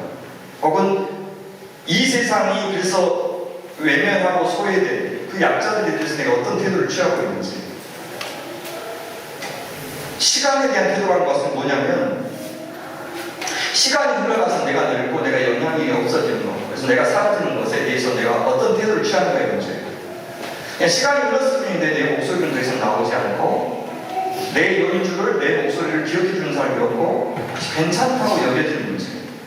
그래서 내가 점점 죽어가고 없어지고 그래서 주님 앞에 가는 것을 받아들이는 문제가 시간의 문제예요. 내 잘못이 아니에요. 그냥 시간이 흘러가고 더 이상의 목소리가 안 나오고 젊은 사람들이 나와서 그들이 각광을 받는 이것에 대해서 그냥 받아들이는 거예요. 목사도 마찬가지예요. 그래서 저는 이제 포스터에 그만 와야 되겠다는 생각을 많이 하는 게 뭐냐면 여러분의 감각을 읽을 수가 없어요. 그러니까 미안해요. 무슨 말을 해줘야 여러분한테 도움이 될지 이게 실제 아웃데이트인지 아니면 진짜 의미 있는지를 판단을 못하겠어요. 그냥 제가 출시된 말씀을 하는데 그래서 두려워서 성령님 일말이라도 좀 한마디라도 건져서 학생들한테 좀 전해주면 좋겠습니다 마음으로 쓰기는 하는데 내 확신이 없어요. 내가 읽을 수가 없어요. 그래서 이 시대에 포박되어 있는 여러분들에게 이 말씀이 과연 의미가 있을까? 조금이라도 해방시키고 자유를 주고 그래서 하나님께 매이는 사람이 되는데 보탬이 될까? 그 확신이 있어야 내가 쓰잖아요. 없는 상태에서 이렇게 오는 문제가 언제까지 해야 되지? 사실 좀 그래요. 미안하니까. 이게 시간의 문제예요. 결국 하나님이냐 우상이냐 문제 사이에서 대답을 어떻게 하는지. 그래서 묵상 성찰에 조금 지나갈게요. 괜찮겠죠? 그래서 머리로 하는 생각보다 온 몸으로 깨닫는 진실이 필요하고 진실할 때 진실을 닮은 생각을 할 수 있어요. 이게 선수는 아닙니다. 그러니까 내가 점점 진실한 사람이 되면 이게 차곡차곡 쌓여요. 처음에 나는 굉장히 내 안에 세상 것과 내 것이 혼재되어 있는 상황에서는 항상 제자리 같은 것 같을 거예요. 여러분들이 신앙생활을 해도 좀 잘해보려고 했다가 또 그만두고 잘해보려고 했다가 그만두고 하면서 반복하니까 내 자신에 대해서 좀 짜증나고 발전이 없는 것 같고 그런데 아니에요. 계속 버티시고 그 자리를 끌어주시고 그죠? 그게 중요한데 혼자 안 된다고. 그래서 좋은 공동체와 함께 자기를 노출시키는 것이 굉장히 중요해요. 그럴 때 점점 눈이 밝아지고 맑아지고 그윽해지면서부터는 쌓여요. 차곡차곡 쌓이고 소위 내 안에 영적인 해석학이 촘촘해져요. 그래서 이제는 그 소위 마음이 좀 그 네트워크가 하나님께서 무슨 말씀을 하시고 사건이 벌어질 때 많이 이제 걸러지게 돼요. 그럼 점점 쌓이게 돼요. 그로부터는 저희 지혜가 생긴다, 그렇게 해서 그때가 되기까지 묵묵히 인내해야 돼요. 근데 교회 안에서 그런 나 자신을 좀 보게 하는 것보다 수많은 활동으로 신앙을 대신하게 만드니까 내 마음은 공허한데 나라고는 인간이 형성이 되지 않았는데 굉장히 많은 활동으로 지치다 보면 내가 뭐하고 있나? 내가 아닌 다른 사람이 활동하고 있는 것으로 보일 수도 있죠. 목사들이 이제 그런 이제 자기 성찰이 안 되는 그렇죠. 제가 나를 닮아서, 나를 담아서 설교도 하고, 나를 담아서 기도도 하고, 나를 담아서 사람도 만나고 해야 되는데 이 사람들 내가 자원으로 생각할 수도 있거든요. 그래서 내가 원하는 어떤 교회를 만들기 위해서 부리고 사용하는 그런 대상으로 삼고, 그래서 일적인 결과가 나타나고 사람들이 주목을 받으면 잘했다고 그것으로 나를 평가하는 그런 사람은 되기가 싫은 것이 저는 목회자인 것 같아요. 근데 여러분도 사실 정도의 차이도 있지만 얼마든지 그런 사람이 될 수가 있다는 겁니다. 그래서 온몸으로 깨닫는 그 진실을 담아서 살 때 차곡차곡 여러분들이 쌓이고 여러분들의 생각도 형성이 되고, 그래서 성경 묵상은 기존에 길들여져 있고 이미 다수가 전유하고 있는 소위 기득권의 생각들, 그걸 뭐라고 하냐면 이 시대의 지배적인 메타 내러티브, 거기에 담는 그렇게 각 시대마다 각 시대에 풍미했던 사상들이 있어요. 시대 정신이라고 부르기도 하고요. 그렇게 살아야 사실 생존할 수 있다고 늘 모든 메커니즘을 미디어를 다 동원해서 혹은 학교 공부를 통해서 우리에게 주입시키는 어떤 세계관이 있어요. 그걸 메타 내러티브라고 해요. 우리 시대는 지금 이 거의 이제 사연들이 접어들었지만 신자유주의가 1970년대 하이데크가 주창하고 시카고 학파가 제시하고 그 다음에 에이코노믹스하고 대처리즘 그들이 꽃을 피고, 그래서 2008년에 그 서프라임 모기지 사건 거기서 이제 완전히 꺾이기 시작해서 지금 사연들을 접어들어요. 그 다음에 나타나는 것이 소위 파시즘이에요. 전 세계가 지금 파시즘으로 돌아서고 있는 거예요. 왜냐하면 그 시대 정신이 지금 거의 꺾이고 나서 더 이상 안 통하니까. 그 전까지는 서로 그래도 이 자유무역을 했는데 이제는 거의 보호무역지를 접어들고 20세기 초반에 1차, 2차 세계대전을 만들었던 그 파시즘은 그 민족주의적인 성격이 걷다는 지금 자국주의로.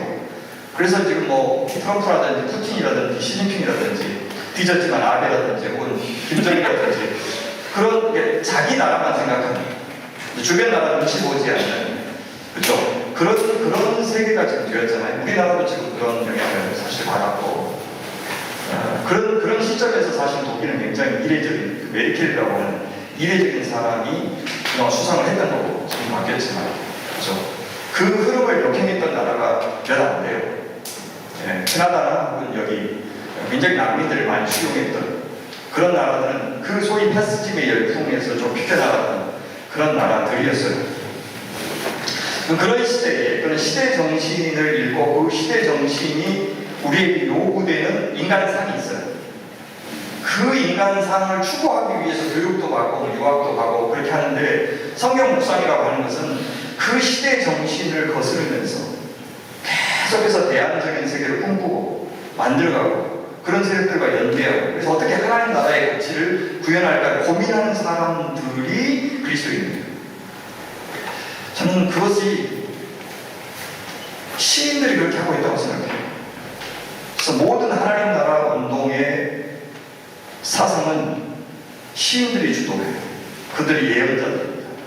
예언자들은 다 시인들이, 우리는 이제 산문으로 번역이 되지만 원래 예언서는 시예요.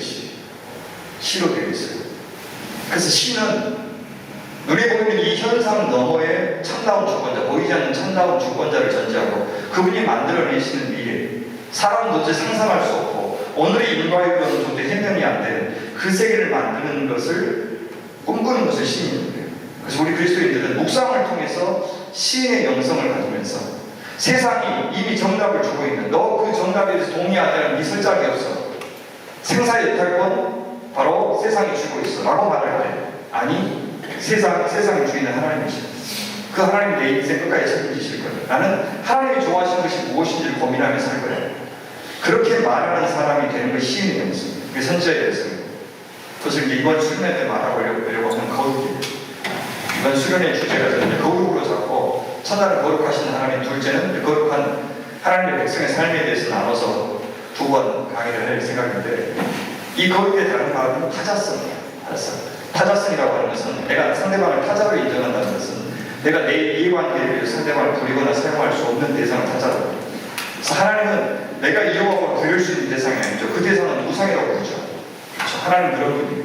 그럼 우리가 거룩하다고 하는 무슨 말입니까? 우리 하나님께 속했기 때문에 세상이 감히 우리를 자기 이익관계를 위해서 노예로 부리거나 사용할 수 없는 대상이 되는 것을 거룩이라고 해요. 그렇죠. 그것은 이 시대의 정신에 구애받지 않고 하나님 백성으로 사는 걸 이야기하죠. 그 힘을 어디서 얻겠어요? 하나님의 말씀. 그 말씀으로 내가 믿음이 생겼을 때 이 세상의 시대의 문제를 해석하고 그 시대 정신의 대항적, 대안적 공동체로서의 교회, 하나님의 백성의 삶을 꿈꿀 수 있다고 생각해요. 이것이 소위 로마서 12장 2절에서 이 세대를 본받지 말고 오직 마음을 새롭게 함으로 변화를 받아 하나님의 선하시고 기뻐하시고 온전하신 뜻이 무엇인지 분별하도록 하라 라고 하신 말씀의 뜻이에요. 왜냐하면 로마서 1장부터 11장까지가 복음에 대한 설명이고 12장이 시작되었을 때 그러므로 복음이 그렇기 때문에 하나님의 모든 자비하심으로 너희를 권하노니, 모든 복음의 내용을 자비하심이라고 이야기해요. 하나님의 자비하심의 소식이 바로 복음이에요. 그 복음의 근거에 너희를 보내는 너희 몸을, 너희 전체를 누가 기뻐하는, 세상이 기뻐하는 방식으로 아니고 하나님이 기뻐하시는 거룩한 구별된 산 제물로. 과거에 구약은 죽은 제물을 드렸지만 지금 너희는 살았잖아요. 산 제물로 너희 자신을, 네 삶을, 네 인생을 하나님 앞에 드리라. 그죠? 이것이 너희가 드릴 영적 예배입니다. 영적은 잘못된 거예요. 로게코스는 프리마티코스가 아니에요. 로게코스는 이치에 맞는 합당한 도리에 맞는 말이에요. Reasonable service, understanding service. 그러니까 그렇게 드리는 기도 자신을 산 제물로 하나님 앞에 드리는 것이 이치에 맞는 도리에 맞는 합당한 예배다. 왜? 복이 무엇입니까?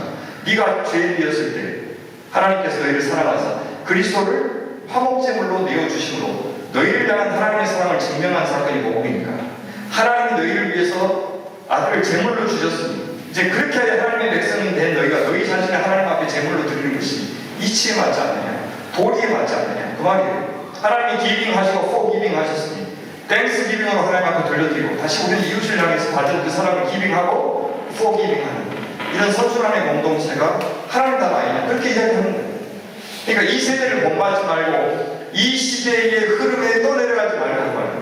Don't be conformed to this world. 왜? This world가 뭐야? 디폼드 된 세상이니까. 너희들은 하나님의 말씀을 이 세상을 리폼하고 트랜스폼하는 그런 존재로 부름받았으니까 이 세상에 Don't be conformed. 순응하지 말라 라고 이야기하는 거예요. 그것이 바로 그 힘을 어디서 얻을 수 있어요? 하나님의 말씀 아니면 어디서 그 논리를 우리가 찾냐고요. 그죠? 그 논리를 어떻게 백업하냐. 세상 어디를 찾아가 보세요. 그렇게 살아도 괜찮다고 이야기하는지, 그렇게 살아도 내가 너 보장하겠다는 말을 어디서 들을 수 있는지. 그래서 말씀을 묵상해야 됩니다. 하나님의 말씀 아니면 우리 기존 고정관념을 깨뜨릴 수가 없어요. 우리를 누가 변화시킵니까? 어떤 목회자가 변화시켜요? 못합니다. 그래서 프란츠 카프카가 이렇게 해야죠. 책을 읽다가 머리를 한 대 맞았는데 정신이 번쩍 나지 않는다면 그 책을 왜 읽는단 말인가? 책이란 우리 안에 얼어붙은 바다를 쫓기는 도끼가 돼요. 얼어붙은 바다 이전에 고정관념, 그죠? 길들여진 시대 정신, 수능하기에 딱 좋은, 그죠? 이 시대 정신을 얼어붙은 바다라고, 그걸 쪼개는 도끼는 뭡니까? 하나님 말씀밖에 없어요.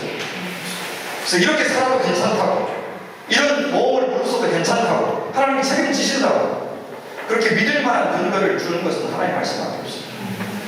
그래서 그 말씀을 따라서 하는 이유가 그럽니다. C.S. 루이스가 헤아리던 소품은 자기 거의 마지막에 결혼했어요. 조이라고 하는 18 미국 친구가 결혼했는데 무척 사랑했죠. 그래서 세 가지 사랑이라는 책을 쓰기도 하고, 조이가 벌써 한번 돌아가십니다. 영화 섀도우랜드 찾아서 보시면 제가 8번 봤는데 너무 좋아해서 보고 또 보고 한 손이 헛겠습니다.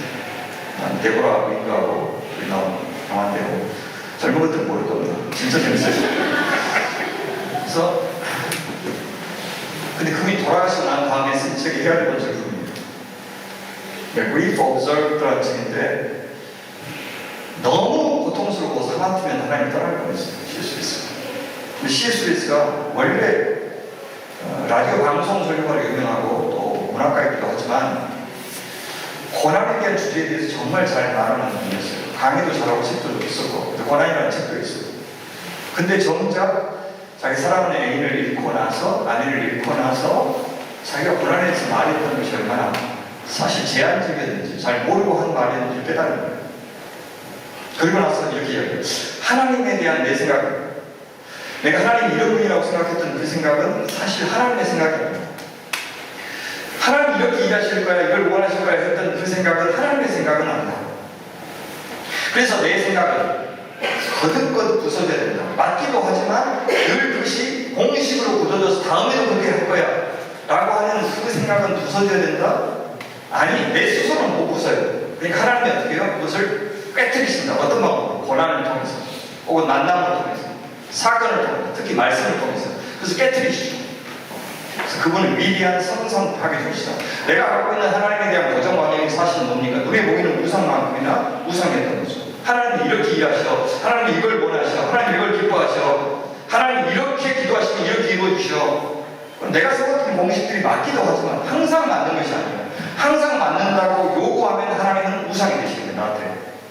나한테 절대 길들여지는 법이 없으시는 낯선 분은. 그래서 하나님이 위대한 성상 파괴자이시다. 근데 놀랍게도 이 파괴하고, 그래서 하나님에 대한 내 고정관념이 깨지는 그 순간이었던, 그게 아까 얘기했던 산과 같이 하나님이 내 삶을 지나가는 순간, 그 순간이야말로 하나님의 인재의 참된 표지가 아닌가. 내가 예측 가능하게 기대한 대로 정확히 움직이시는 그 하나님의 인재의 순간이 아니고, 내 부림을 당하고 내 기회를 채워주시는 그 하나님의 인재의 순간이 아니고, 우리 보통 그렇게 얘기하잖아요. 야, 하나님이 내 기도를 들어주신 거 보니까 하나님 진짜 살아계셔. 그럴 때도 있어요. 그러나 대부분은 어때요? 내 기회를 깨뜨리시는 순간이 실제 하나님의 인재의 순간이라고. 하나님, 내가 갖고 있는 겨우 그 정도의 지식이라든지 내가 경험해서 형성된 내 해석하고는 다 담을 수 없는 그런 분위기 때문에 나를 실망시키고 나한테 정적을 가르치고 더 침묵하시는 그 냉정한 얼굴에, 소위 unmerciful mercy로 나를 상대하시는 그 하나님의 순간이 진짜 참된 임재의 순간일 수도 있다. 그래서 브래던 메이는 당신이 파악할 수 있는 어떤 신도 가까이 하지 말라. 특히 하나님의 사랑은 이해할 수 없다. 거듭말한다. 하나님의 사랑은 이해할 수 없다. 내가 파악하고 내가 안다고 생각하는 하나님은 더 이상 내 하나님의 전부가 아닐 수 있다. 그 말입니다. 광주에는 오방 최홍종 목사님이라는 분이 계셔요. 이분은 일제시대 때 고아들의 아버지, 나환자들의 아버지, 일뿐만 아니라 건준, 여기 위원장도 하시고, 그래서 광주의 1호 사회자로 장르를 실 정도로 교회 안에서뿐만 아니라 교회 밖에서도 참 존경받는 것 중에, 그리고 오방 거리도 있고, 오방 기념관도 있고, 굉장히 존경받는 우리 1세대 그리스도인이세요. 이분이 젊었을 때 이제 만주에서 선교사도 하셨는데, 집회가 다 끝나고 나서 청년들이 떠나보내기 싫어서, 아유, 목사님, 하나님이 어떤 분이신지 우리가 마음에 담을 만한 한마디 좀 해주십시오. 그렇게 부탁했어요. 보통 대단한 분들은 한마디씩 하고 돌아가시잖아요. 그죠? 성철 스님은 뭐라고 그랬죠? 원두커피는 원두커피요, 공지커피는 공지커피다. 이렇게 말씀하셨어요. 소크라테스는 뭐 니꼬라지라고 이런 게 있잖아요. 그래서 이분도 아주 훌륭한 말씀을 남기셨어요. 뭐라고 했냐면, 하도 거시기가 거시기였는데 거시기가 거시기였는데 참말로 그랬어요. 하나님이 어떤 분이시니까 그러니까 이렇게 말씀하셨어요.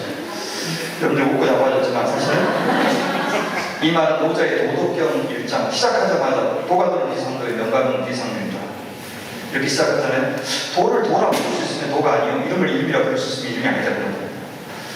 이번엔 사서성경을 다 뗀 분이 왜냐면 그리고 나서 예수를 믿은 분이니까 그들이 갖고 있는 유물선 사상 안에서 하나님의 큰 것을 다 설명할 수 있는 분이죠.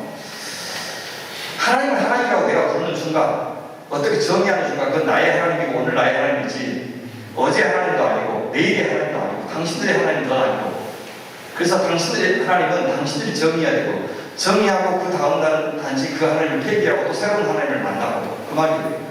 하나님을 나의 소위 데피니션 속에 가두지 말라.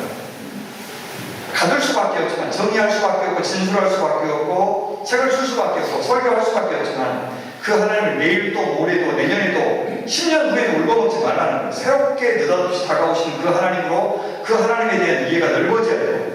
그래서 다른 말을 찾고 새 찬송을, 새 찬양을 만들어서 불러야 될 정도로, 그래서 새 노래를 부른다고 이야기하잖아요. 시편자들이 새 노래를 지어서 그분을 고백해야 될 정도로, 그렇게 느닷없이 닥쳐오는 그 하나님을 담을 수 있는 옛 노래가 없고 옛 고백이 없고 옛 기도가 없다.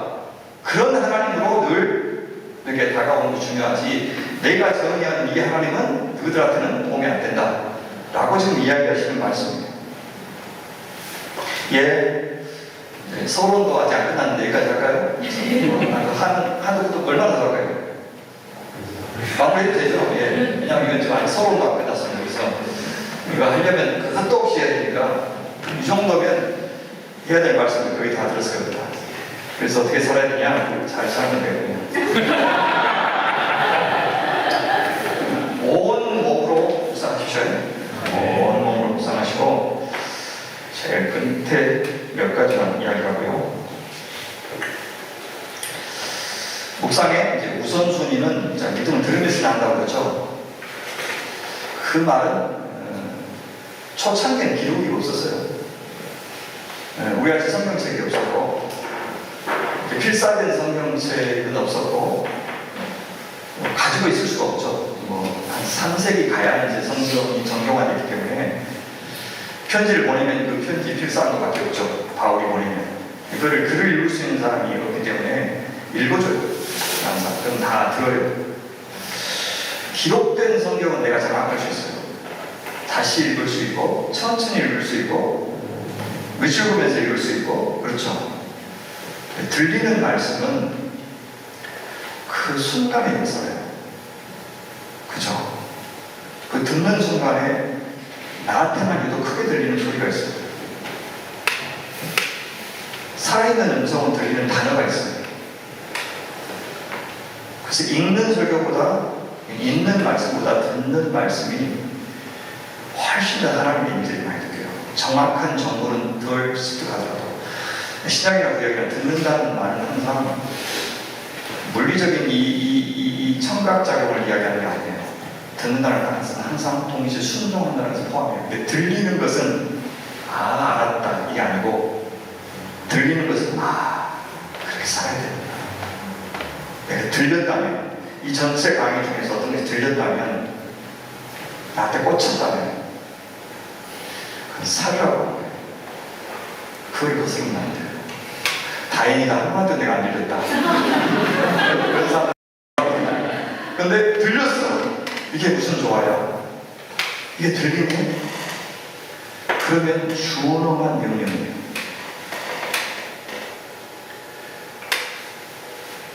백문이 불여 일견이라고 그러죠. 근데 100번 듣는 것보다 한 번 보는 게 낫고, 봐서 우리는 지금 기록된 성경이 있습니다. 보면서 확인하고 반복해서 묵상하고, 백견이 불여 일상이에요. 100번 읽는 것보다 한번 묵상하는 게 뭐예요? 아무리 많은 정보를 습득하더라도 묵상하는 것은 뭐냐면 내 해석을 거치는 거예요. 내 온 존재를 말씀에 담아서, 그래서 너는 어떻게 살거냐, 그래서 너한테 이 말씀은 무슨 의미인데, 본토 친척 아비집을 떠나라고 하는 것은 나한테 한 말이 아니에요. 그건 아브라함한테 한 말이에요. 아브라함한테 한 말이 지금 나한테 무슨 말이에요? 나는 우리로 떠나야 돼. 그렇게 이야기하면 안 돼요. 그 말이 아니잖아요. 떠나라고 하는 것은 나한테 떠나라고 하는 게 아니라 아브라함한테 떠나라고 하는데 왜 내가 떠나요? 그래서 그 떠나라는 말이 무슨 의미냐고요, 거기서. 그 의미를 나한테 가져오는 것을 묵상해요. 그 단어를 나한테 가져오는 것이 아니고, 그러니까 아들한테 아들아 저기 욕실 앞에 물이 많이 있어야, 그 말 무슨 말이에요? 엄마가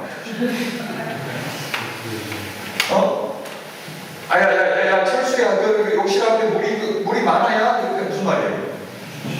닦으란 말이죠. 닦으란 말이죠. 조심하란 말이죠. 그죠? 닦으란 말이죠. 그래서 어머니 귀한 정보네요. 알았어요. 그렇게 하면 어머니 소리가 될 거예요. 정신을 말도 못 알아들었는데 그렇게 되잖아요. 그러니까 그 말이 뭐예요? 의미를 알려줘요. 의도가 뭔지를 알아준단 말이에요. 그리고 어때요? 그대로 행하는 거죠. 닦고, 그렇죠? 그 우유 정보네요. 그게 안 하잖아요. 먹지 말라는 뜻이잖아요. 그죠? 우유 상했다. 그거 먹지 마라. 본토적적 아비즘을 떠나라고 하는 것이 무슨 의미고 성령 그래서 어떤 의도로 그걸 주셨는지 봐서 오늘 나한테 상관 있는 말씀으로 만드는 것을 묵상해요. 그냥 아브라함은 떠났구나. 그래서 어쩐다는 거예요. 그걸 아무리 성경 퀴즈해가지고 맞히거나 뭔 소용이 있냐는 것이. 그때 그 하나님이 오늘 우리 하나님이잖아요.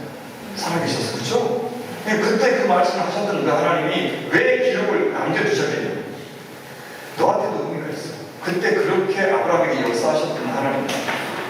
그렇게 모든 것이 다 갖춰진 곳을 떠나라고 이야기해요. 포기하라고 말하고. 그래서 아무것도 보장되어 있지 않은 약속만 있는 그곳으로 가라고 하셨던 그 하나님의, 그죠? 이건 정말 말도 안 되는, 정말 대책 없는 그 요구에 대해서 오늘 우상으로 가득해서 하나님 말고는 모든 것이 다 갖춰져 있죠. 떠나면 어때? 하나님만 있고 다른 건 아무것도 없는 그런 건가요? 그럼 나는 내가 있는 곳은 지금 장소를 옮기라는 말이 아니고 내 삶인 거예요. 모든 것이 다 갖춰져 있는데 하나님만 없는 것은 아닌가? 하나님 뭐라고 해요? 너 떠나라. 그런 삶에서는 떠나라. 이 장소는 여기 있더라도. 그래서 하나님만 있고 다른 건 다 보장이 안 돼도 하나님만 의지할 수 있는 조건을 스스로 선택하는 거죠. 그건 어떤 결정입니까? 그게 묵상이에요.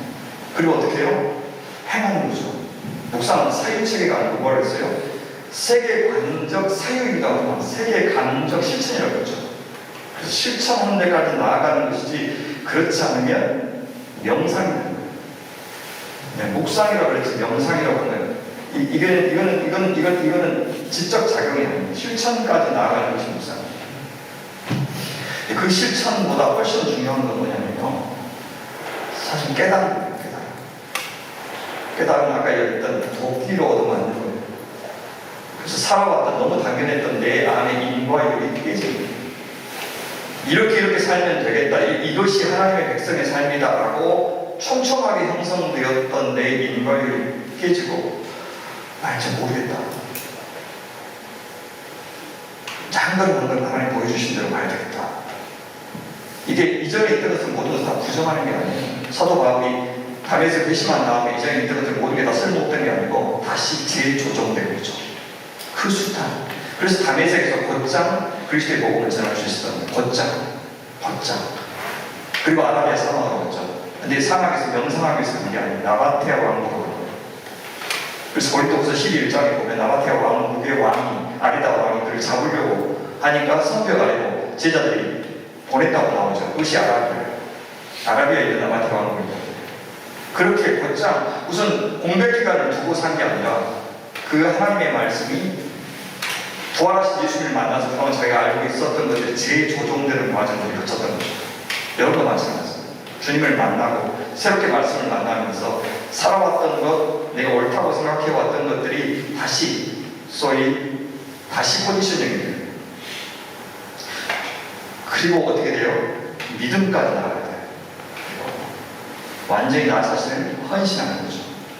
바치는 거죠. 그리고 묵상의 최종적인 목표, 신앙의 최종적인 목표는 결국 사랑입니다. 주님과 완전히 일치가 돼요. 그래서 내 자신이 완전히 사라져요. 사랑에까지 가는 것이 모든 신앙생활 혹은 묵상의 목표가 되어야 됩니다. 따라서 한번 해볼까요? No Bible, no bread. 무슨 말이에요? 묵상하지 않는 먹지도 말라. 그 말이 일리가 없죠. 그건 너무 가혹하잖아요. 맨날 그러면 되는데.